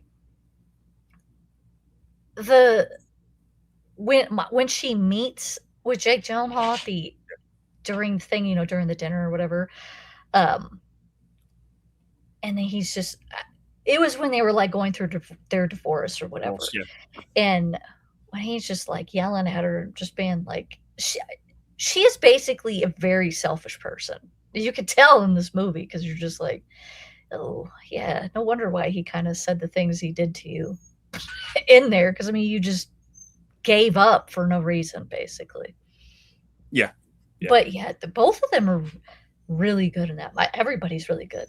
Michael Shannon's always good, though. That guy's he's a wild card in every movie, because you're just like, hey, is he going to be a good guy or is he going to be a bad guy? Yeah, I was worried about like he might, turn out to be a bit more than meets the eye in this film, but yeah, he reveals a piece of information in the film about him, and he kind of just like, you know what, I don't care anymore. I'm just gonna do what I've seen too many people get away with this type of thing, so not anymore, not this time. Yeah. So then he kind of goes full on throttle in this movie, and he's great. Yeah, he's great in it. As bad of a character that Aaron Taylor Johnson is, he's great in the movie, because you hate this guy with a passion. Yeah. but yeah, it's just so well acted. Like, I love. It's kind of funny that scene where they show up at his house and he's just taking a shit outside. Yeah. he's just, he's, Uh, I think he's he just even says, "Can I like wipe my ass or something yeah. like He's that?" like, I'm can you just turn like, around? He's like, can you turn around? And Michael Shannon's like, believe me, I wish I could. yeah. But, like, and he's like wiping, and he's like, come on, that's enough. That's enough. That's enough. Come on, get dressed. It Let's was go. just such an awkward scene to do. It was Yeah. like, what? Oh yeah. Well, I think it works. It has to be there. Oh You know. yeah, it does. It definitely It's does. yeah. Oh, okay. Thanks for dumping my movies, but yeah, no, I really like that movie. That's why I Yeah. was like, oh, it was right there, basically. Yeah. Yeah. But I mean, he does some great acting in this Gyllenhaal as well. Like when he has to. Well, again, like I said, without going too much into it, but when he sees the crime that's been done Hmm. and what's left, it's heartbreaking. It's just like, It really is. It's oh man, really terrible. this is awful. But yeah, he's great in it. It's a home run from everyone. But yeah, it's just really good. It's just a really Yeah. good movie, Gab. If you've not seen this, that opening, stick with it. I promise you, it does. The movie will get to a point where it makes sense, but just stick with it past, Hmm. past that opening. It does. It's probably only like 2 minutes, but it feels like 5 hours. That opening, but yeah, it's Yes, there's a really good story in here, and definitely. just really like it. So that's my number 5, Nocturnal Animals. So Okay. yeah, number 4. Four. You know what I just realized? I didn't realize I didn't even bring October Sky over here. Oh my goodness. I can Whatever. hold it up. I can hold it up if you want me to. Well, no, it's because I think I put one in place of it. Yeah, because I have Okay. 4 sitting here now. Oh my god, whatever. I'll just deal with the 4 that I have because Yeah, we're on number 4, right? yeah, number 4. Yeah, yeah. Okay, so number 4 to me is Zodiac. Zodiac. I absolutely love this movie. Yeah, Um, this because I'm really into like I was really into David Fincher films when this movie came out, and the fact that you had Jake Gyllenhaal, Robert Downey Jr. I'm not big on Mark Ruffalo, but he's tolerable in this movie because I don't know. Mark Ruffalo's usually the worst thing in every movie, but maybe that's a hot take. I have no idea, but he really isn't that bad in this one because I feel like he fits the part. But Jake Gyllenhaal, I just love how he portrays the people that really did, because you know that there was tons of people who got obsessed with this case yeah, and trying to figure out. And so I feel like him being kind of genuinely, I think he's a little autistic. Not that that's a possibly. bad Yeah, thing. yeah, Yeah, yeah. it's his obsession with the He's numbers obsessive. and Yeah, yeah, just figuring out the things. And I still love that scene when he asked Robert Downey Jr., he's like, "Does anybody call me names in the office?" And he goes, "Oh, what, like a retard?" And he's just, yeah. "Well, yeah." And he just, no. Oh my Uh, god, dude. Could you be a little bit like nicer? Nah. But I guess he's just keeping it real on it. So you can't really hold it to him. But yeah, I love this movie. And I love the fact that he's he's kind of like naive, but he's not at the same time. And he's like really the only one that's really paying attention to the absolute details instead of just kind of like, oh, what, how he's murdering people, who he's yeah, picking.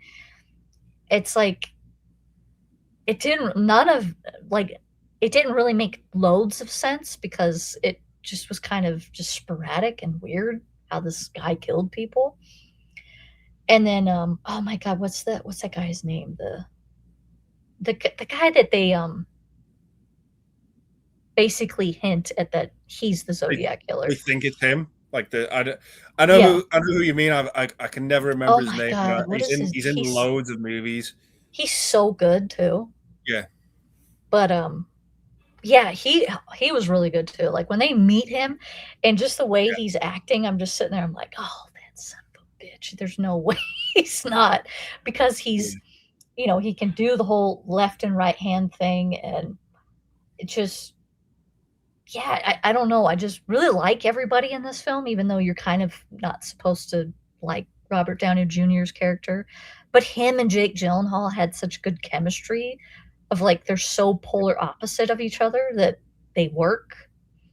And yeah, I don't know. I've always been like into true crime kind of stuff. yeah. So this was definitely a must. And I think this is probably the best, interpretation of the Zodiac. Hmm. But I know that not everything is accurate, but it's a movie. Like, come on.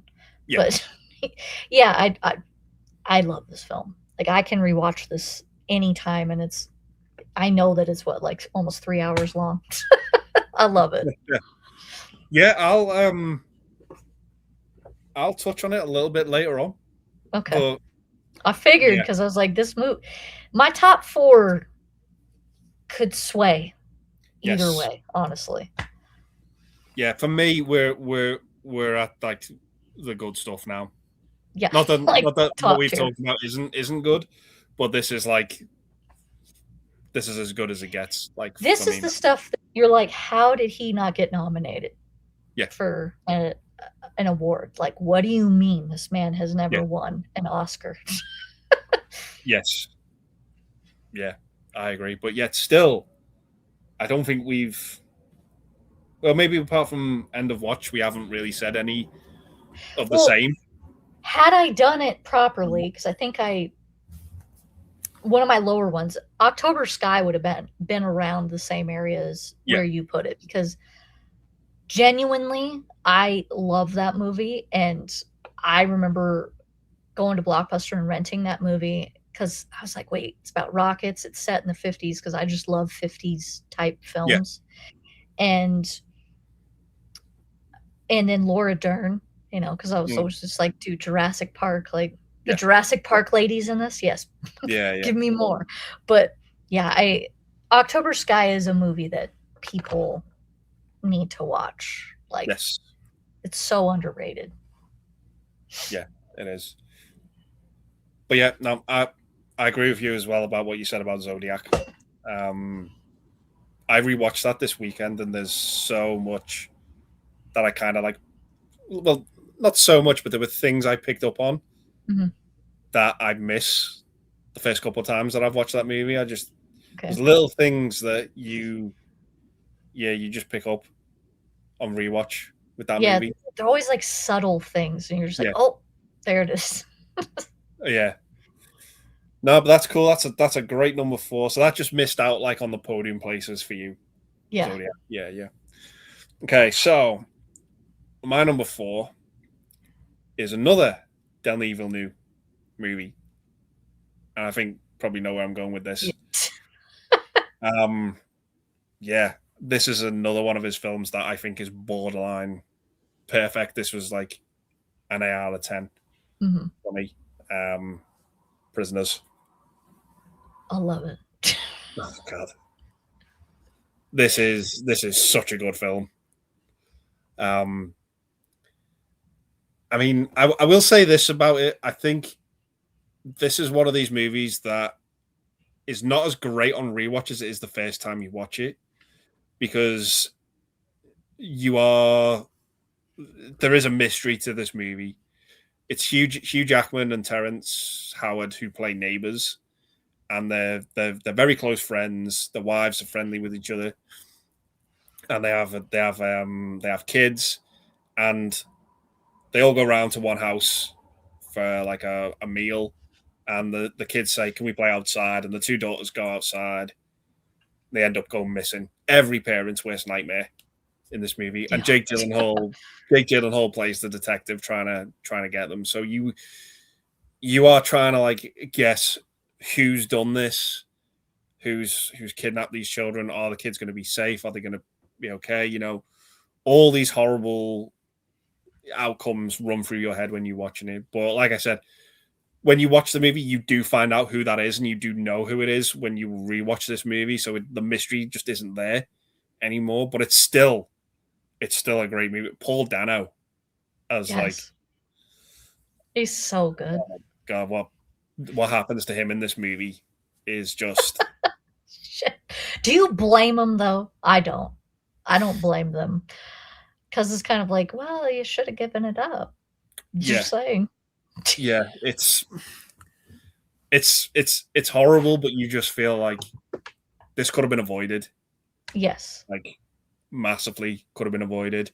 I can't blame those two dads, specifically Hugh Jackman, for doing what he does. Like I've never seen Hugh Jackman like this in any other movie ever. No. It's so good. He goes full on pissed off Wolverine in this movie.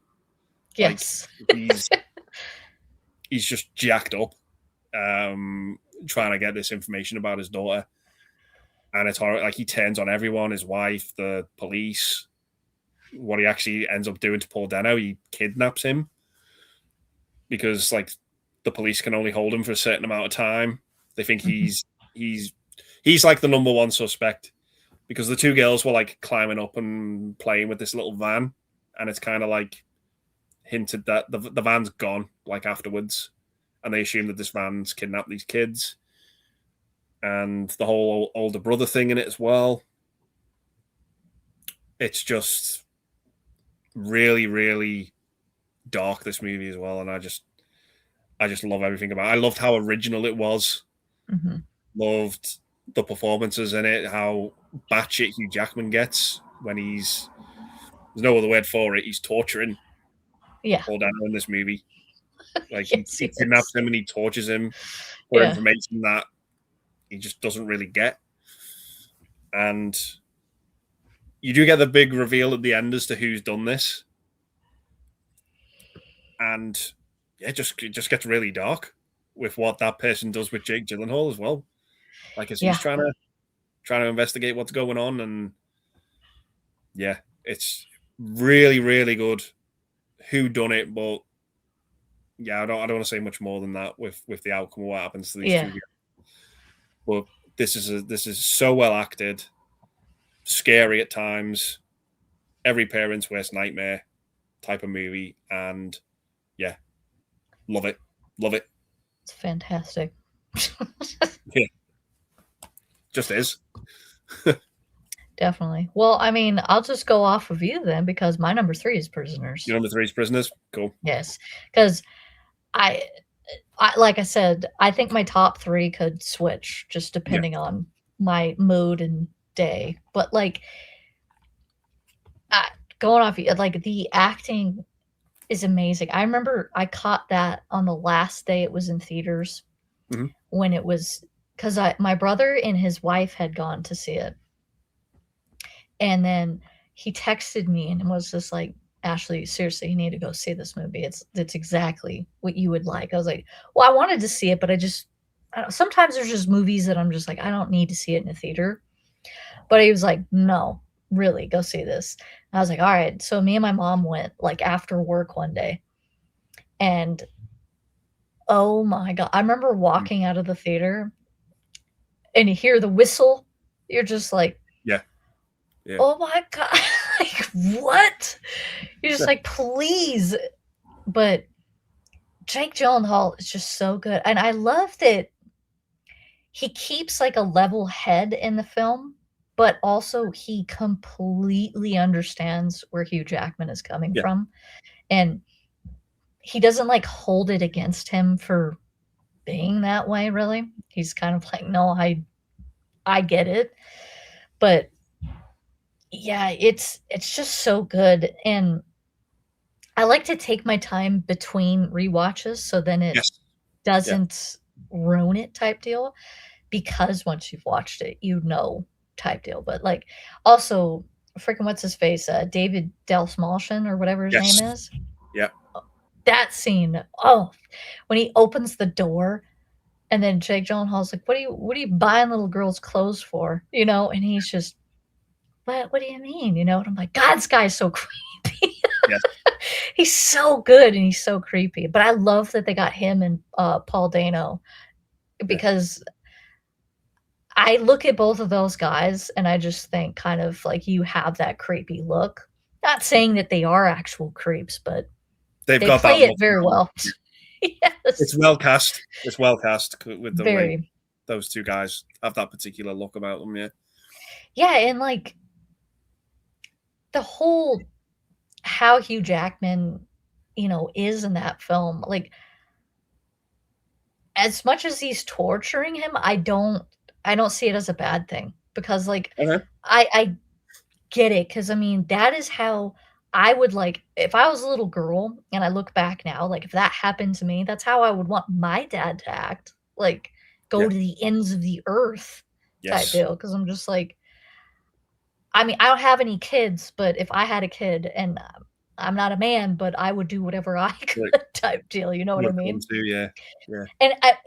And the mom in it, the way she just like is having a breakdown, like totally understandable as well. Like I can't imagine that, like losing a kid like that. Like it's terrible.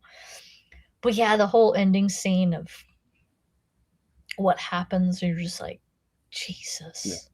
Like it was just I just remember coming out of that movie like his movies, pretty much every time I come out of them, I'm just like, that was amazing.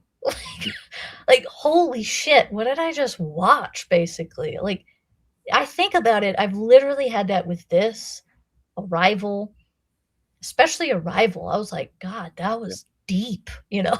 Yeah. And then, like, the Dune movies, I just like, I don't know, the dude, he just really knows how to make a good film, that's for sure.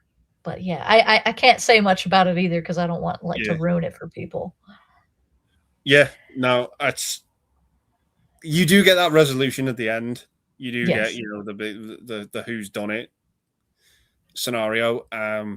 But yeah, one of the things as well you pointed on about going to the ends of the earth that Hugh Jackman does in this movie, and he's clearly not he's not getting anywhere where he wants to get with this Mhm. because you can tell like at the start his daughter's gone missing, the neighbor's daughter's gone missing, and all he wants to do is like make sure the police are doing their job, and he's like you, this guy is like the number one suspect. He's Mhm. convinced that he did it. Like Yeah. he's like really like, you know, you've got to keep this guy in jail. You've got to keep him there. It's like we can only keep him for 48 hours Mhm. unless we've got like concrete evidence, you know. So when that doesn't go Hugh Jackman's way, he takes it into his own hands and kidnaps poor Deno, tortures him, and when Terrence Howard comes and he shows him, you know, he says like, "I want you to meet me here," or whatever. And Mhm. even Terrence Howard is like, oh, "Fucking hell, you're going too far here." But then even Terrence Howard is like kind of seeing things Hugh Jackman's way Yeah, and because helps him it's out like with it. Yeah, he stole your daughter too, yeah, like, yeah, wouldn't you? Like, because yeah, when he kind of, like, makes him question that, it's like, "My God, like, don't you care about your daughter as much as this man?" Like, yeah, I don't question, men or women who go to the ends of the earth for yeah, their missing child, like, yeah. I would fully be on board with you because I'm like and then doing the things that he did, I'm just like, I'm sorry, but I get it. I get In it. that scenario, yeah, it is kind of justifiable. Like Yeah. it is kind of like, yeah, I understand where you because you will if you love your children, you'll fucking do anything. There's no Yes. stopping you. There's Yeah. absolutely no stopping you. I'd be worried if there was something that stopped you. Like Right? if you didn't feel that way, then there's Yes. something wrong. But yeah, it's it is justified. I mean, you are watching it thinking, "Thank fuck, this is just a movie," Yeah, because right. because if this was real, like, holy fuck, there's so many moral lines crossed. But at But the same time, it's kind of like, maybe if this shit happened more often, people yeah, wouldn't do it. Do you know what I mean? Like, yeah, "Oh, okay, well, wow, therethere's actually consequences for my actions and taking a human life, whether it be kidnapping." Because I mean, I'm sorry, but no matter what, that person is never gonna be the same if yeah, if they come out alive or mhm, they murdered them or something, you know? It's just like, bro, like, you need to have bigger consequences for things like that. I'm sorry, you just do. yeah, It's weird. It's weird yeah, that you just some of these people just get slaps on the wrist. Like, what? yeah. You kidnapped somebody. What's going on? And it's the fact that it's children as well. Like children's Yes. like that's a big no no. Yeah, I was like, that's you don't. gross. It's Yeah, foul. it's like Yeah. yeah. It's like even like if a child's murdered or kidnapped, it's like normally there's like you're gonna get riots on your hands. Yes, as Um, you should, because you you're a should. weirdo for touching a Yeah, kid. yeah. It's it's fucked up. Yes, very much. But So yeah, what is your number 3? you know, I'm gonna rewatch Prisoners after this. Yeah. Uh, Um, cool. So yeah, that was your number three, Prisoners, right? Okay, my number yeah. three. This was a movie I absolutely hated the first time I watched it. Oh, I'm excited. I was like, I cannot get into this. I don't know what the hell's going on. I just do not get the hype for this movie. I really, really don't understand it. I can't grasp it. I don't like this movie. I don't want it. Yeah. I don't like it. Then me being me, gave it a rewatch, and I was like, oh, "Fuck me, man, this is really good." You know, like Yeah, I was shit. like, I'm coming round to it now. I'm getting it. I'm getting the love for this movie. So yeah, my number three is Donnie Darko. Love it. Yeah, I was I saw it like bits and bobs of it here on TV, and I was like, "Fuck, I'm intrigued. I want to see what this is like." Mhm.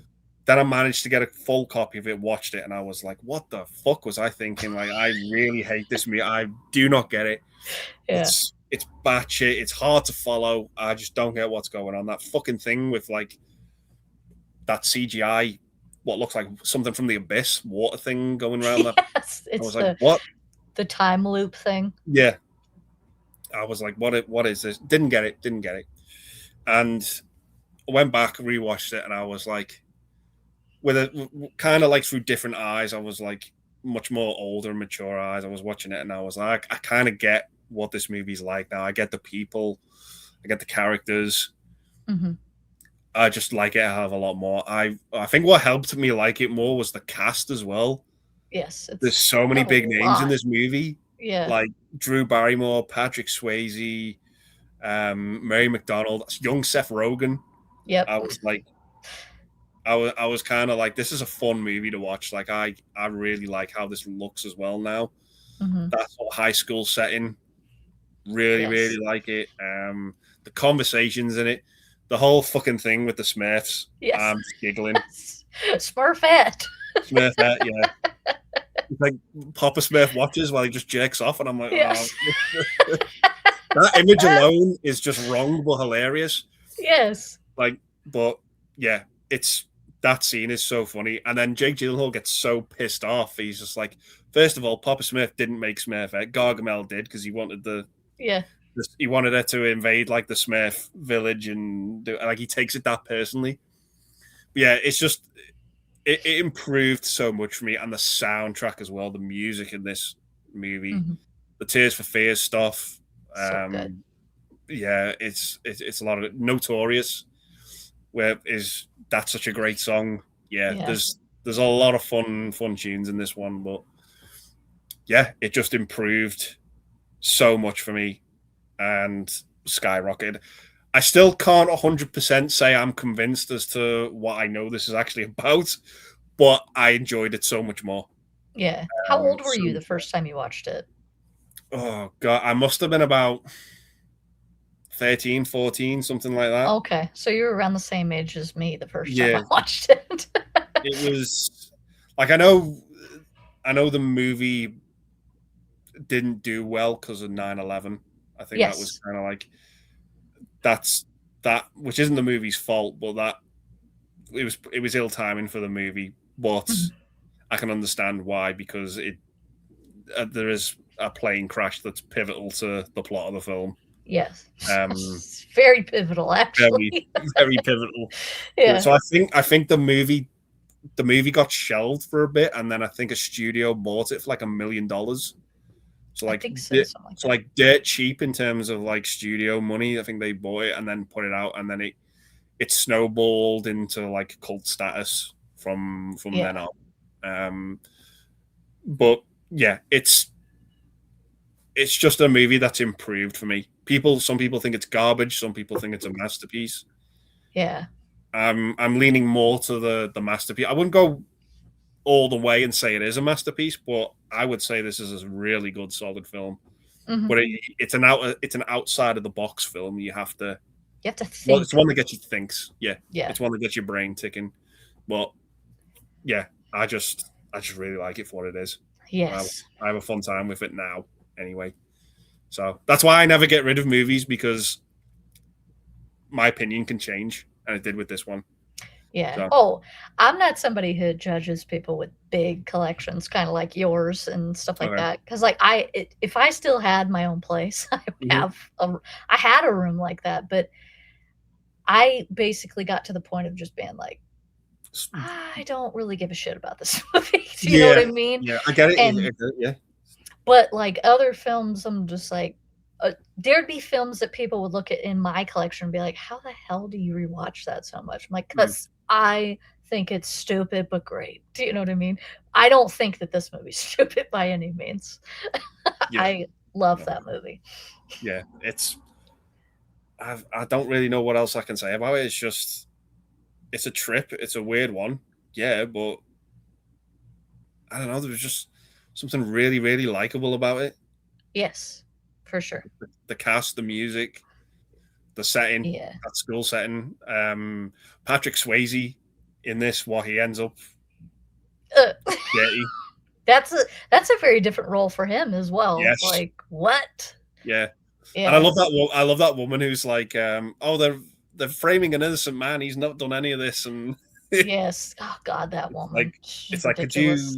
you be any more tunnel visioned? Like, just Yeah. see what's going on around you. But yeah, it is really good. It is really good. I just it's improved for me so much Yeah. more. Couldn't get it to the number one, but yeah, it got in there. It's taken the bronze for me. So number three. Gotcha. Don't need Getcha. that, though. Cool. So we're down to the last two. See, now these 2, for me, Okay. fluctuate. They fluctuate, Okay. and for the longest time, I'm just gonna put this as number 2, but yeah, that's Donnie Darko. This Wow. this for me was number 1, and honestly, number 1 could switch with it, but this was, like I mean, I loved October Sky. Um, I think the first movie I ever saw him in was City Slickers, but I didn't know that was him type deal. Yeah, that's his first film. Yeah. Yeah. Yeah, so Yeah. I remember really liking him in October Sky, and then Mhm. when 9/11 happened, um, we got told to go home for quite a few days Mhm. because I went to school on a military base. So Okay. they were like, "No, you're not going to school," and we're like, "Okay." But my cousins were in town, and we went to Blockbuster that night, and we rented this on September 11th, and we watched it as a whole family, like my parents, my aunt and uncle, and then my cousins and my brother and me. And we all were like, "Hmm." I never hated this film. I didn't fully get it Yeah. completely when I was 12 because that's how old I was when it came out. And I was just like, okay, I really like it. I'm kind of following it. And what the hell was Patrick Swayze doing in a role like that? Excuse me, sir, but Mr. Roadhouse, you need to go back there. Yeah. Yeah. Because I preferred Roadhouse over Dirty Dancing, but that's Okay. just me. Um, and then Frank the Rabbit, like, Yeah. dude, wild. And to be, this was my very first Arrow box set that I ever got because I was just like, what? It was What the mine too. hell? Yeah, It was I was mine. like, what is Arrow? Like, I don't know what Yeah. this is. And then I looked into it. I was like, oh, well, I need this. But I didn't even have 4K yet when I bought this, like a 4K player. But I was just Yeah. like, I don't care. So, from what I get after watching it, I don't know, it's probably about 20, 30 times now since being 12. To me, it's basically just showing your you deciding your own fate, and sometimes you deciding it and messing it up is messing up the actual timeline. So to me, it was like the first multiverse movie Yeah. before Marvel did it because he saw his fate basically, or like, was just like, oh shit. And he, dodged it basically. And then it was showing how him, no offense, but being around was not good for the rest of the people because then it altered their timelines, Yeah. you know? So then when he was doing the whole wormhole thing, it was trying to tell him that no, you have to die basically to not screw up everybody else's lives. Yeah. And I was just like, holy shit, like that's like Deep. some deep shit. Yeah. Like what? Like what a plot. Like I don't it's just so different. And I've never understood, like I understand when people watch it the first time and they're like, "What the hell did I watch?" type deal. But just saying that this movie sucks, I'm just like, "Is it because you're stupid? Like you're not Yeah. Yeah. thinking outside the box." Like I don't mean to be an asshole with that remark, but it's kind of like when you start talking to people who are open-minded and you bring that to their like to the front of them thinking, "Oh, wait, okay, I see what you mean," type deal.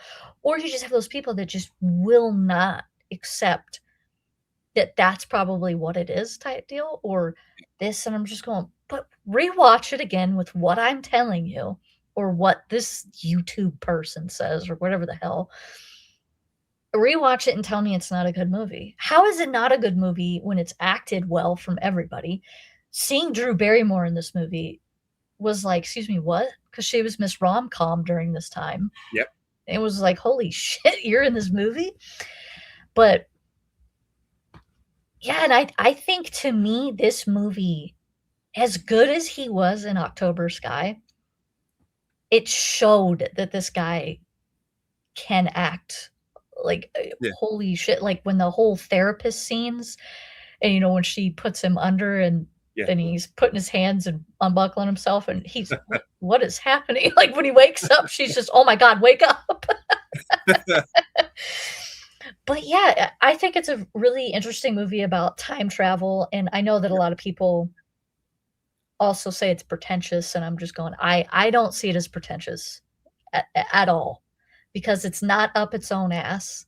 It's just trying to make you think and make you think about the choices that you make in life type deal. Yeah. And I mean, I could nerd out on this movie so much because I've literally loved it since I got it. I didn't completely know it at 12, but I kept rewatching it as a teenager and I was just like, I'm gonna understand this bitch one day.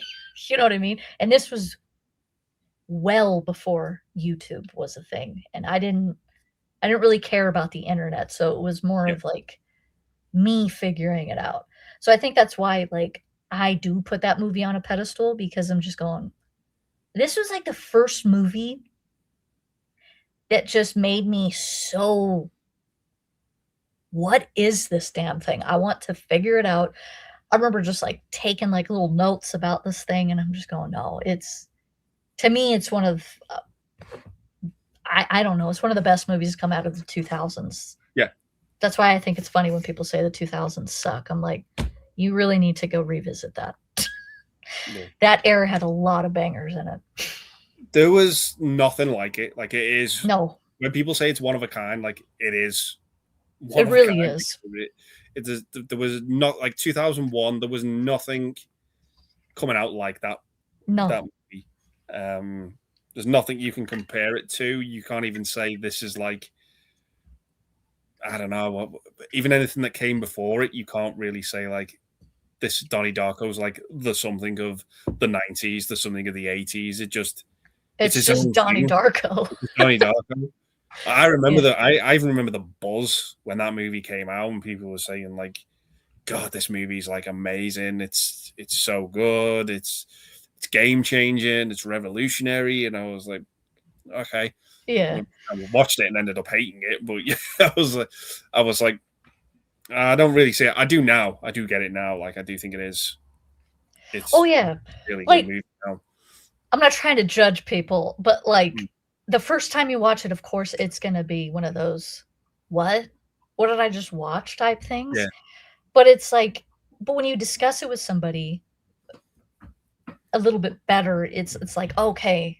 It's I feel like a movie that makes a discussion out of it is going to be a yeah, good film.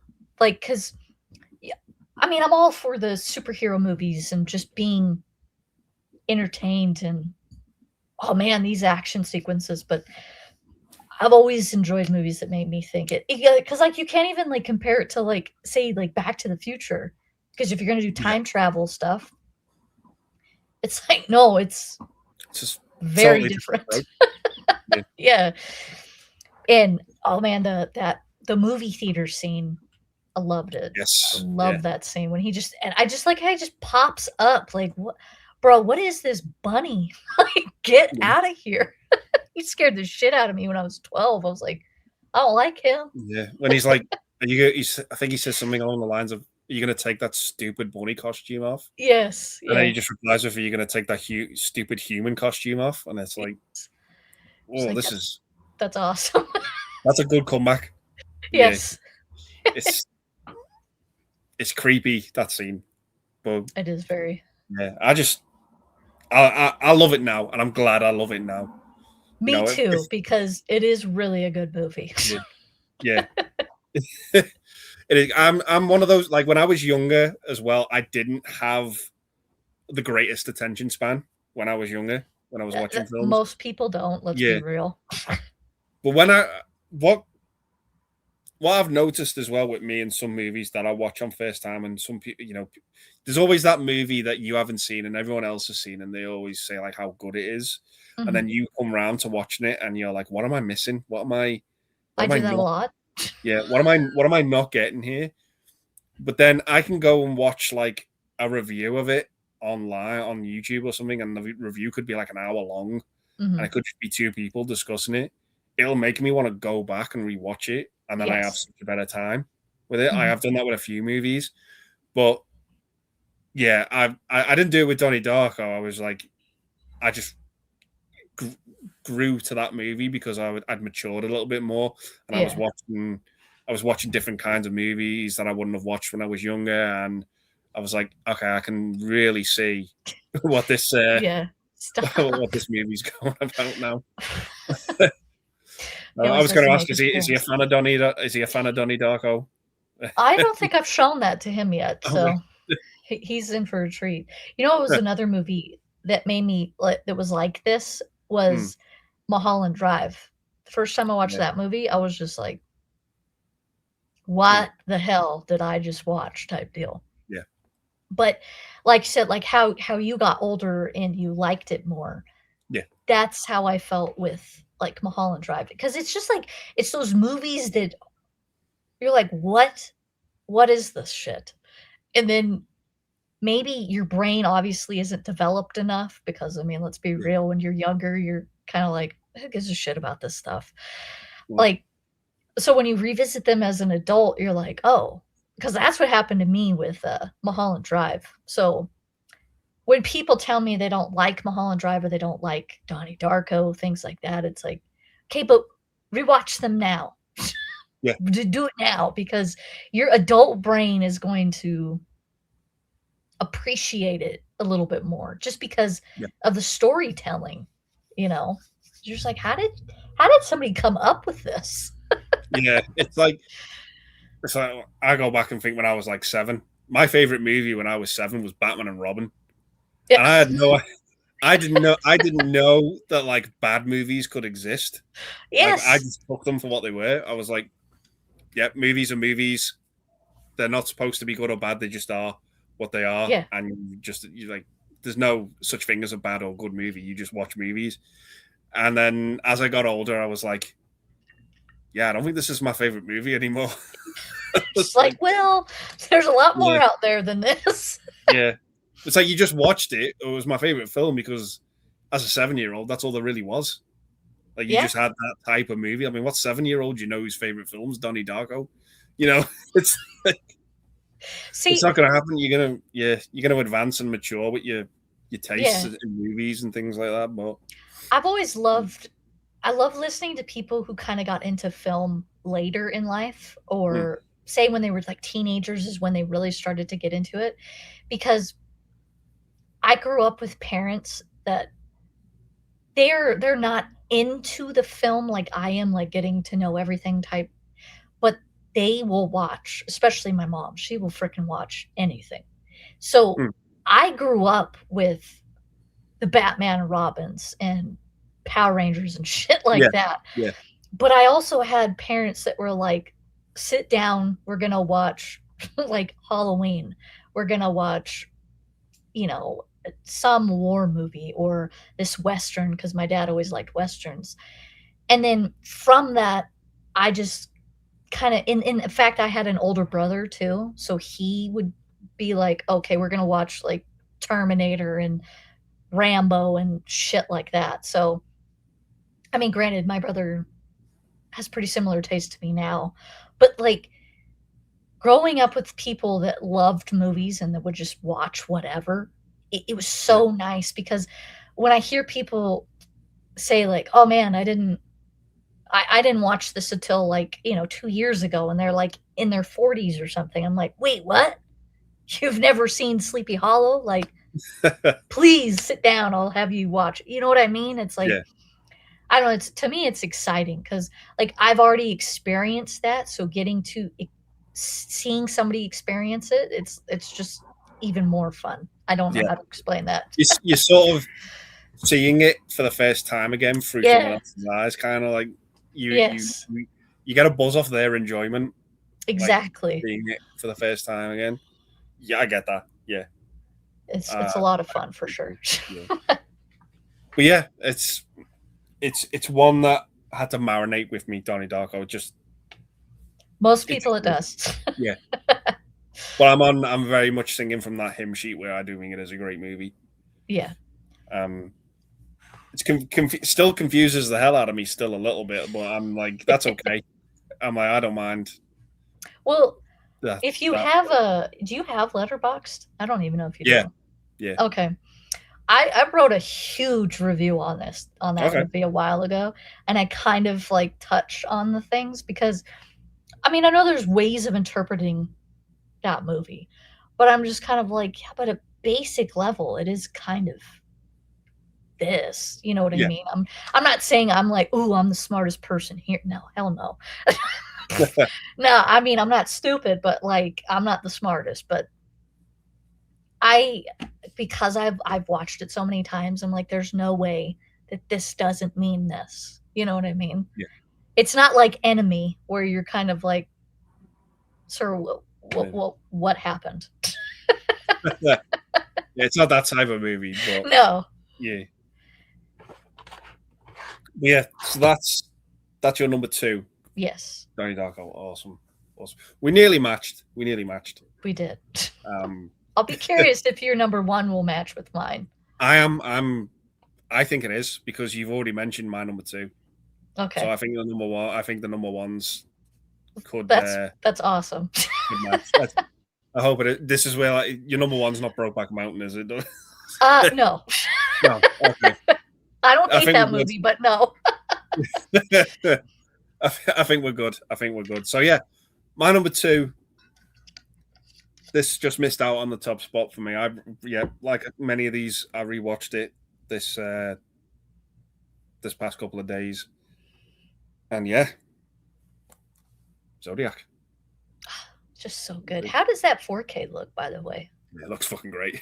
It I know, really, because I heard people dogging on it, and I was just like, how could that movie look bad in 4K? But yeah, it looks fairly polished. But if you sit back, just get some distance between you and your TV, it does look good.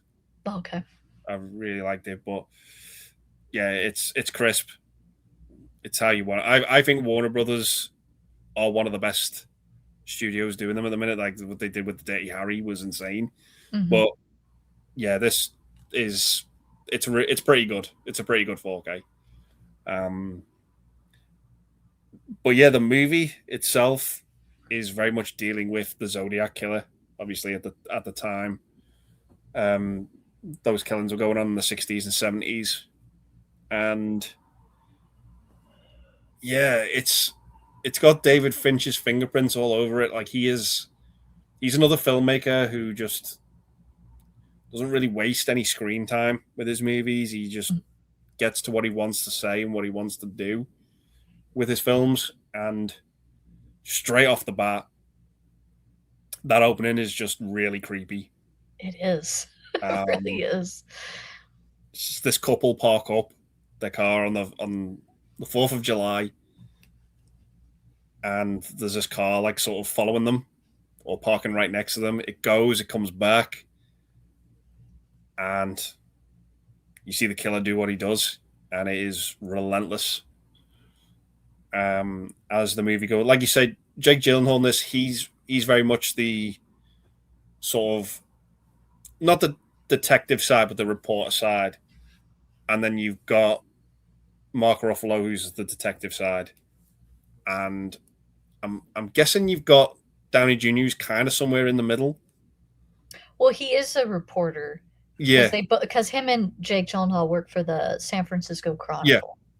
So, but honestly, though, if you're a good reporter like they are, well, Jake Gyllenhaal was a cartoonist or whatever. Yeah, he did the comics or whatever. Yeah. But if you're a good reporter like Robert Downey Jr. is, it's kind of like you kind of are a detective though, because you're trying to figure it out with the cops. You know what I mean? Yeah, yeah. It's just the way Gyllenhaal like as well gets obsessed with this. Like it's his morning, noon, and night almost with what's going on in this film, and the killings in it as well. The ones that you do see are just like really messed up, really disturbing. That couple by the side of the lake as well. God, that's nasty. The guy who plays the suspect, who they think is the Zodiac, he is amazing in this movie. He's just frightening. When the cop sits down and talks to him, and he's just like, he just blurts out, he's just like, "I'm not the Zodiac, and if I was, I wouldn't tell you." Yeah. You're like, oh shit, okay.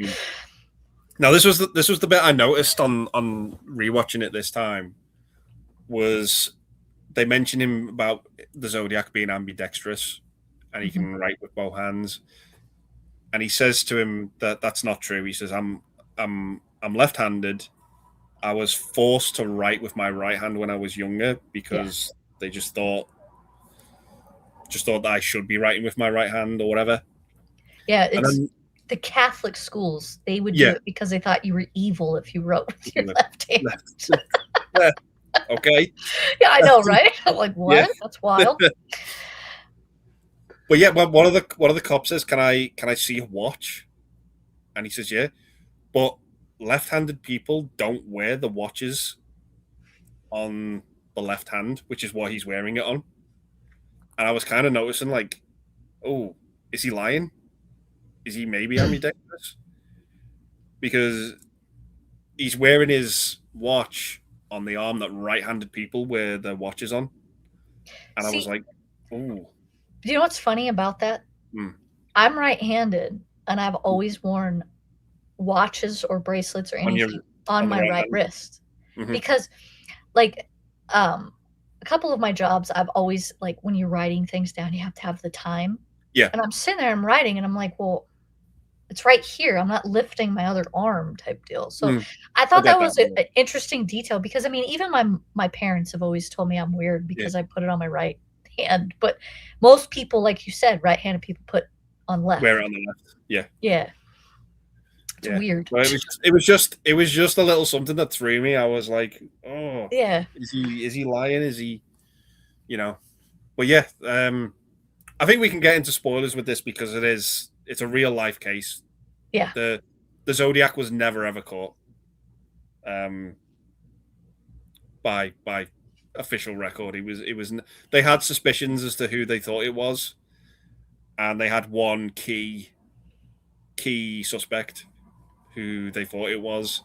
And while the Zodiac was at large, he was making phone calls to certain people. He was leaving cryptic messages as well. That's another thing that Jake Gyllenhaal gets into, is he just is obsessed with puzzles, and he's the person trying to crack the Zodiac's letter, Mhm. and everything on that sort of side of things. But the main suspect had a heart attack, I think, before it was a fatal heart attack that killed him, I think. Yeah, And I'm pretty they sure it was. and then after that, because it says like in the little epilogue at the end where it shows you tells you like the text of update of where people were at and things like that. It said the I think it was Jake Gyllenhaal's character. After that person had that heart attack, he stopped receiving those calls. So he Mhm. was like adamant that he believed it was him. It Yeah. doesn't really give you that definitive answer, but it just makes you think to believe that maybe it was Yeah. the person they thought it was. And even that scene at the end where he walks into the shop and the suspect's working there, and he looks at him, he goes, "Can I help you?" And he just goes, "No." And he just looks at him and then he leaves. Mhm. It's like chilling. And then even at the Yes. end, when you have the person who survived the killing at the beginning of the movie, he's shown, it must be about 10, 12 years later, he's Mhm. shown the photographs as to who he thinks shot him was, and it was the suspect. So it's Yeah. kind of it's kind of pointing to, yeah, this is who it was, and they must have got away with it. But Yeah. it's still just fascinating to watch. Like Oh, yeah. it's it's such a good movie. It is really good. Like, I like when I mean, I it's terrible that this guy was never caught, Yeah. basically, but it being a true story and you're watching it and you're just watching it get, like, unraveled and everything, and you're going along with these guys of being Mm. like, "Oh, it could be him," or whatever. It's just it's just always so intriguing, Yeah. and then you have those, like how you said, the updates and everything, and you're just like, "What? Really? Could it be?" Do you know what I Yeah. mean? Because I Yeah. remember a couple not a couple, it's been a while now, because, I mean, good grief, like, 2016 was 10 years ago, but, like, I remember somewhere around that time, they were saying that they had did DNA and they Mm. caught him, but I was just like, he was did something. This guy was not the actual Zodiac, but because I'm like, you've had DNA since like the 70s and you really haven't touched it. Do you know what I Mm. mean? Which is terrible for the, victims and all that stuff. But I mean, I think that's wild that they still Yeah. genuinely don't have a concrete No. person who did it. It's like, what? Like, Mm. how is this guy so good? And I that's what I love how they portrayed it. I mean, how he shows up with, like, covering himself basically and just it's just wild what happened. It's like, Yeah. who even, like, has this thought process to do this shit? Like, God. Yeah. It's wild, but yeah, it's a really good movie. It is. It's a great. It's probably one of the best movies based on true crime. Yeah, I I would think agree. it's it's really gritty. That I love that scene as well, where like Brian Cox is like that TV host or something, and the guy rings in. Mhm. That's really tense. Yes. Like he's like the voice. He goes on like about the voices in his head and stuff, and it's like they go when I kill people is what he says. Like the voices Yeah, stop, the that's pain wild. stops, and it's like Yeah.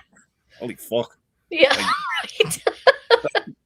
my god, Just like, "Sir, you need some help, like, yeah, massively. yeah, Check yourself in, please." yeah. It's it's messed up, but it's Yeah, just for so well sure. made. It's such a well made movie. Even like you said, like Mark Ruffalo. I know there's quite a few people that are not a fan of his, Mhm, but yeah, I'd say it's one of his better movies. I've warmed to him over the years because I didn't really like him when he first sort of came on the scene, mhm. but I've warmed to him. Like I can take or leave him to be honest, but it's kind of Yeah, like an MCU movie before the MCU. Like the amount yeah. of MCU people, there's at least three Yes. um, in it. But yeah, it's just such a well made movie. It's not one I rewatch a hell of a lot, but I just can't deny, like I said, how well made it is, how well acted it is. Oh, yeah. Um, when the Zodiac's actually on screen, he's terrifying. Mhm. Even though he's like quite polite, he's still terrifying to watch. You know, he's like telling these people, you know, lie on your stomachs. I'm gonna tie you up now and all this, and then he just does what he does. And he pulls that Yeah. blade out, and I'm like, ah, oh, that's God, it's gnarly. wild. So realistic as well. Yes. But, but yeah, it's just a great true crime movie. Yeah, Definitely. one of the best. Ugh. Love it. So yeah, that was my number two, Zodiac, and your number two was Donnie Darko, wasn't it? Yes. Awesome. Now, I can probably say with a little bit of confidence, I think we may have the same number one. Yes. Have you had this happen before with other people? Um, yeah, but we've had like matches with like number eight or number five, Gotcha, gotcha. like along there. Like I've had guests on. We've done the whole list and never matched once. I think I've watched one of those 'cause I've Yeah, watched a few of them, and I was just like but it's kinda nice though because you're just like, "What?" You get to see everybody's taste in film, yeah, you know what I mean? yeah, And some of these people that you guys have chosen, it's like, how the hell do you pick a top 10 type deal, you know? yeah. It's like, good Yeah. grief. Some There's people just still have really good ones. yeah, because I'm letting the guest pick who they want to Mhm. do because it's like a challenge for me. I'm like, some people have chosen them. I'm like, fucking hell, where do I begin? You know, Yes. I'm like, how do Yeah. I do? There's still a lot of obvious ones that haven't been taken, like Rob and Willie. I really want someone to pick Danny DeVito. I'm like, I'm itching for someone to pick that, like, because I absolutely love him. A lot. Yeah. It's a lot of like big stars, but not like the supporting ones don't really get chosen. Mhm. Like, if anyone's watching that, I ask Robin Williams is still up for grabs. um, I'm surprised nobody's yeah, done him yet. yeah, yeah. That's wild. It's mad. There's still a lot of. I think only one actress has been picked as well.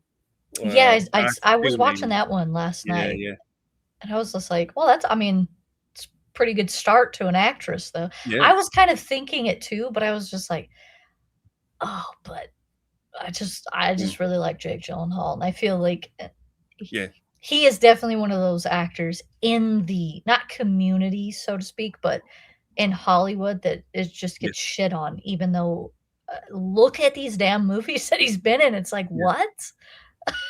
yeah. This one particular, I was like, he should have got something, man. He should have got something Yeah. for this.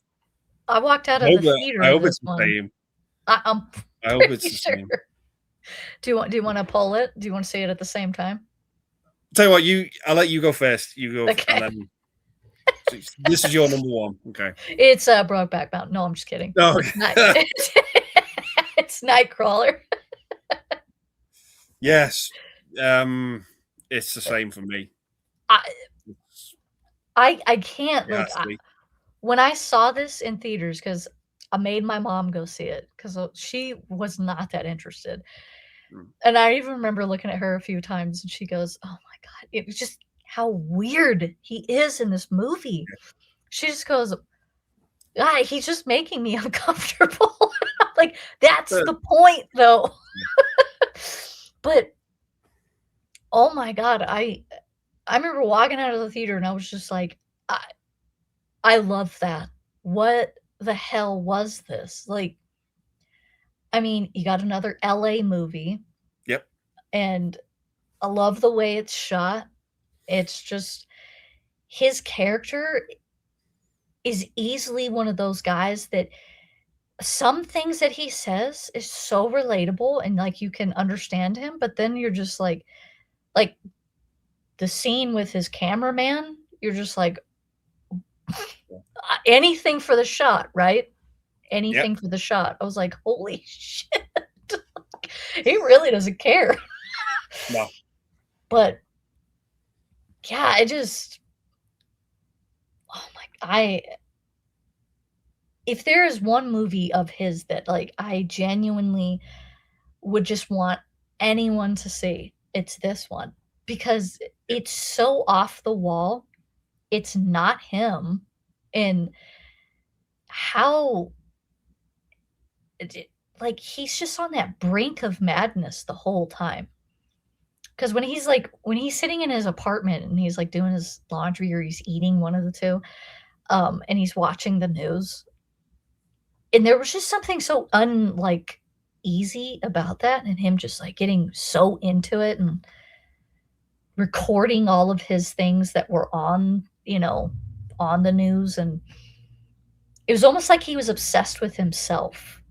Yeah. But, I mean, I guess it paid off for him because I mean, he's look how much money he was making towards the end of that, and I've personally never understood the whole thing of the news of, like, "Oh, let's film people being murdered or in a Yeah. car accident," or I'm just like, "Jesus, that's I don't want to see that." Like, I know it happens. I'm not stupid, but, like, why would you wanna put that on national TV? Like, the the high-speed chase thing was always funny to me because I Yeah. was always just like, "Well, look at this idiot. He's not gonna get very far, but whatever."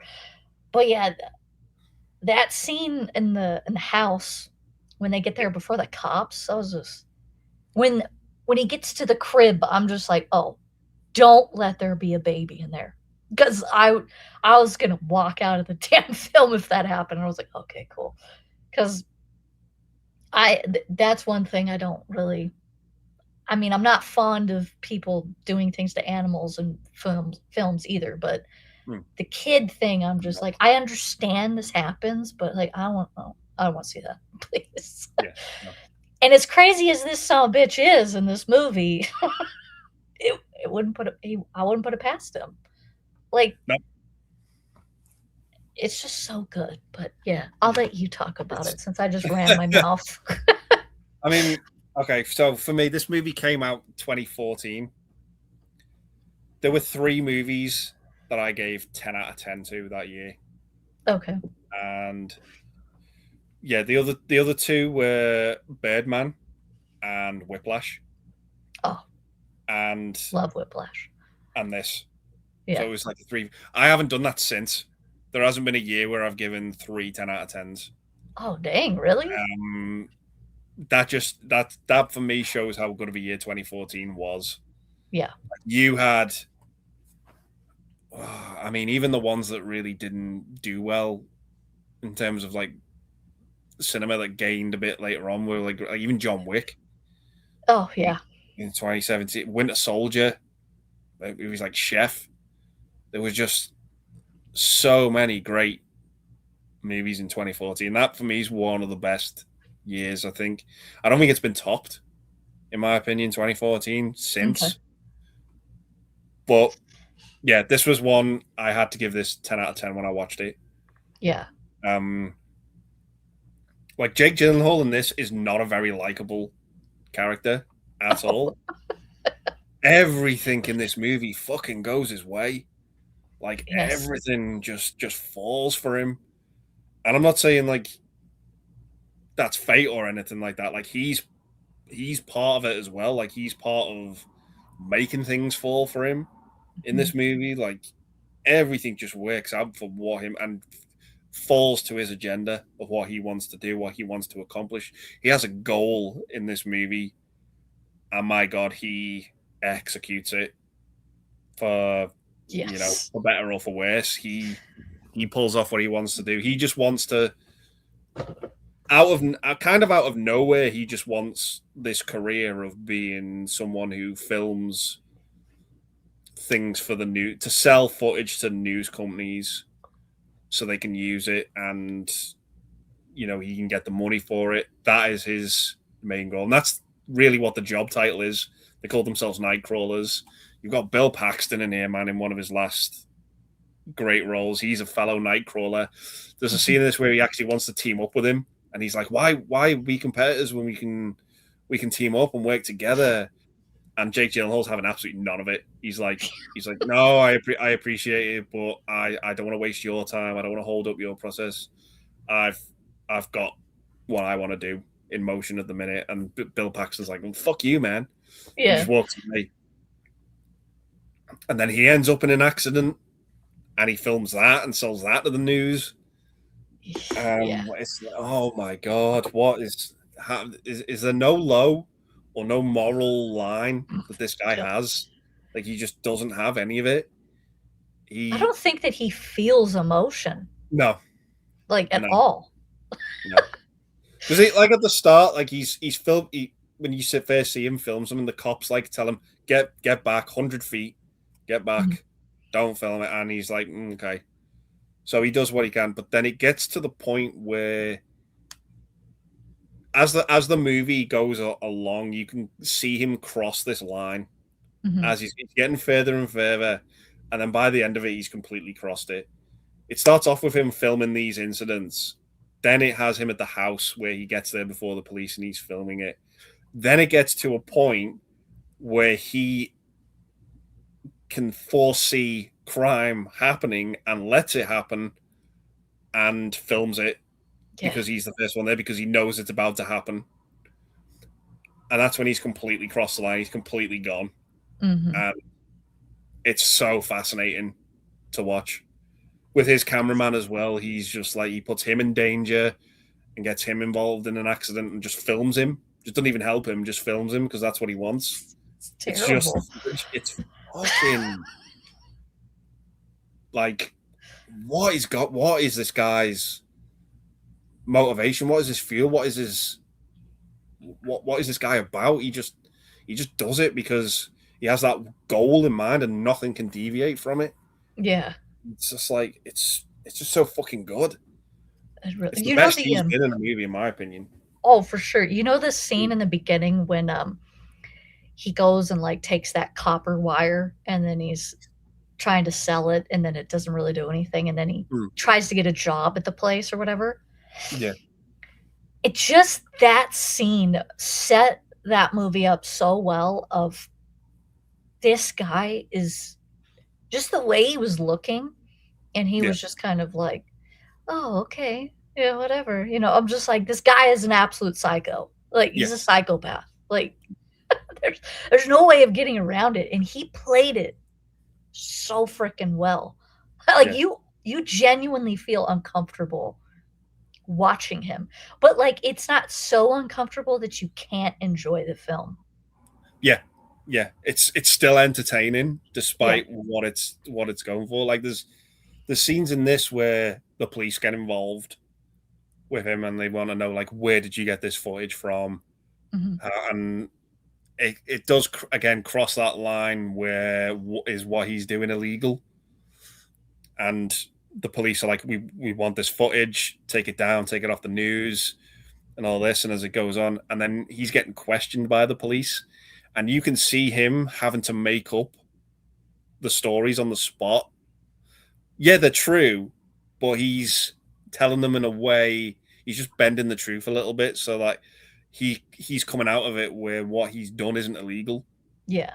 Can't really have anything on him, so he's having to think this up on the spot, and you can see Gyllenhaal kind of do that as he's being asked these questions, like, where were you, what were you doing? And he was like, I was at this place, I was with this person, I was doing this, I got there before so and so, rang the police and all this, and he has to think this up on the spot.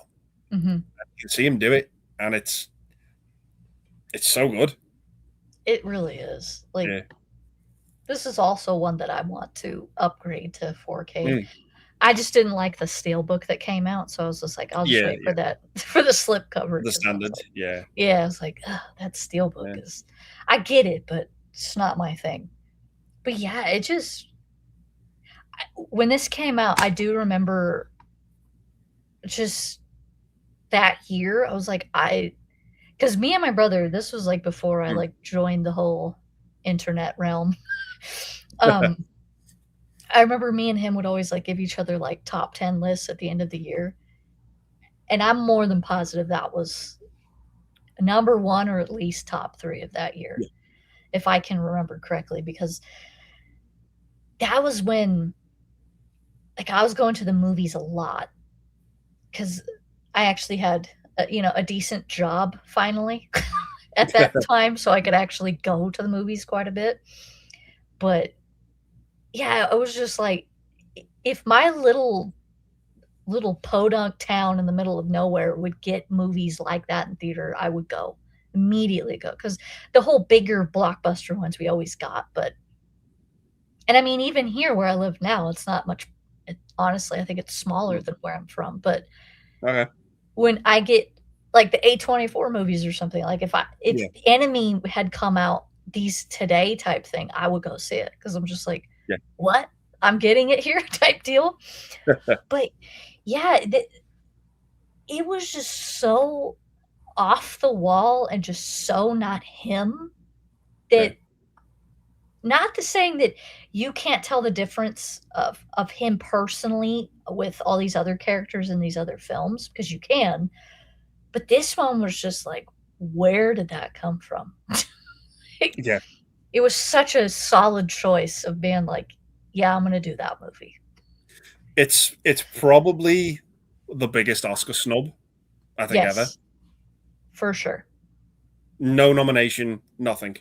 Yeah, Nothing. Just nothing. completely one, it wasn't even considered, I don't think. It was just like No, they missed a trick that year.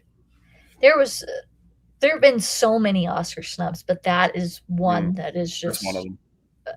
a top tier Oscar snub. Yeah. Because I remember reading that list and I was like, how did he not get nominated?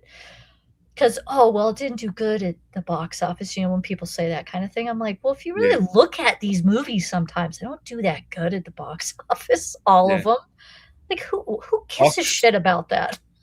box office shouldn't be a factor, in my opinion, No, because you're grading it on the quality of acting, not the not the performance of the movie. You know, exactly.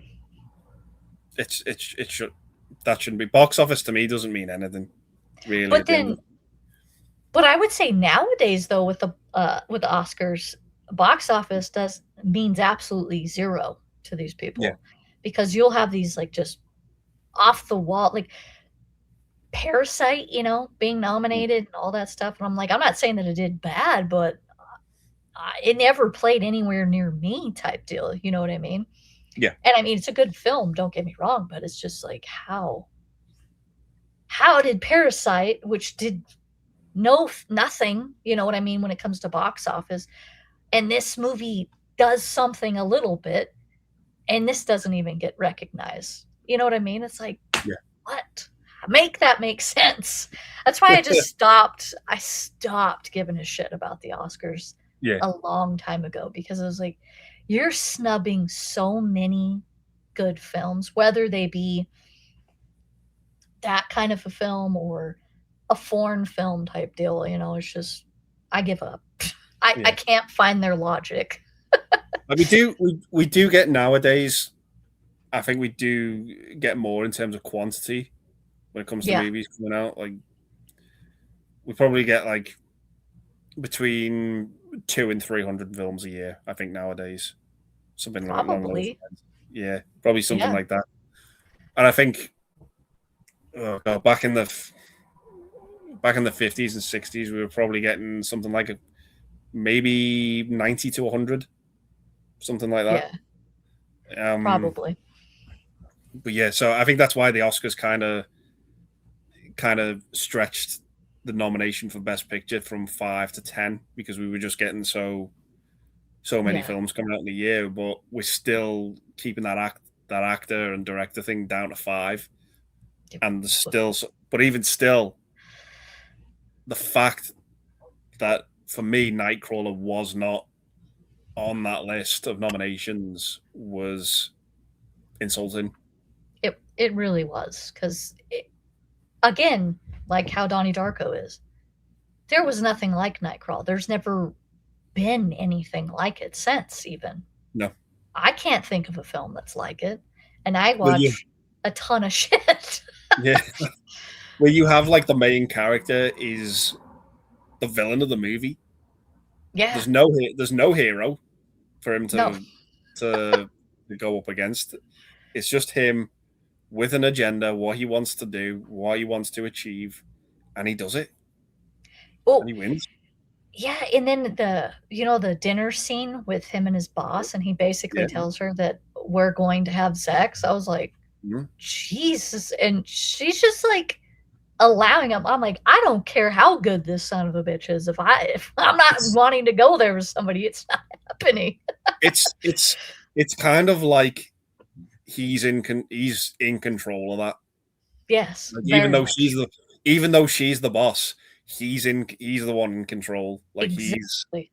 he's pulling the strings for that, and he's so forward with her as well. And It's he's like, wild.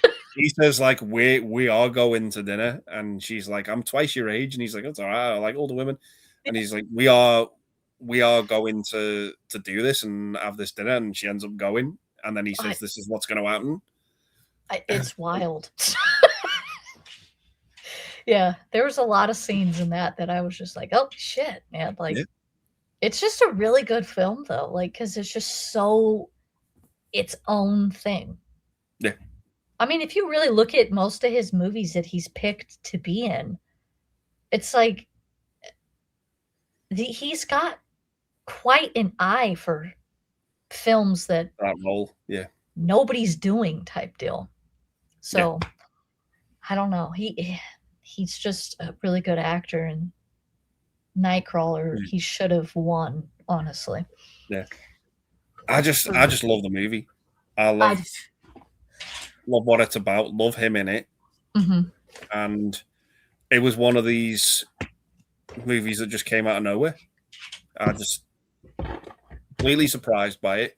Mm-hmm. Didn't know what it was about going into it, and just ended up loving it. Just thought there's nothing I can really sort of critique with this film. That's why I kind of like gave it a 10. But it's not when I rewatch a hell of a lot. But when I rewatch it, I'm like, damn, this is good. It is definitely one of those films. Yeah. It's like I don't want to like have it on in the background constantly or anything like that. Yeah. But when I do watch it, it's like, holy, this is so good. It's so good. Yeah. Well, at least we matched on one. So yes, we did. We were close on some others, though. Yeah, we were close. Just a position or two out, but yeah. No, like Nightcrawler turned out to be both of our favorite Jake Gyllenhaal movies. So yes, yeah, I can completely see why. It's just go watch it if you've not seen it. Definitely, and should have a blast with it. But yeah, that brings us to the end. That was a lot of fun. It was tough, but a lot of fun. It was tough. Pardon the list, not the video. That was just flew by. Yes. Same, honestly. Yeah, that was a lot of fun. But yeah, a tough list to put together. But I think we both had some good ones in there. It was fun to do. Definitely, yeah. I definitely had a fun time doing this, and I'm mad that I had October Sky, but I didn't put it in for some reason, because it would be, I would probably kick Enemy out and put that in there. Okay. So, yeah, because it's just, it really is that good. And nobody has seen that film, and it bums me out. I was surprised that neither of us had any love for Day After Tomorrow either. So, To me, that's always yeah, just been a stupid fun movie. stupid fun. Yeah, Yeah, because one it's of just those. so silly. Yeah, yeah. But yeah, if you're all right to just hang on for like 2 minutes after I've ended the recording, Yeah. yeah, awesome. So yeah, I just want to thank Ashley for joining me for this one, for picking Jake Gyllenhaal. That was a really, really fun discussion. It was. And Well, thank you yeah, for having me, because it was a lot no of fun. problem. No problem at all. I'm gonna be having guests coming back on again, picking another act. So hopefully it shouldn't be too long between this and the next one from when I Okay. messaged you last time. So Oh, no, it's fine. yeah. Just let guests pick who they want to talk about. So if you've got anyone else in mind, just let me know. But yeah, I just want to thank Ashley for joining me. I'm going to leave a link to her Instagram down below in the descriptions. Please go check her out. And yeah, thank everyone for watching. So yeah, we'll leave it there. Just say thanks, guys. We'll see you in the next one. Bye. See you soon. Bye.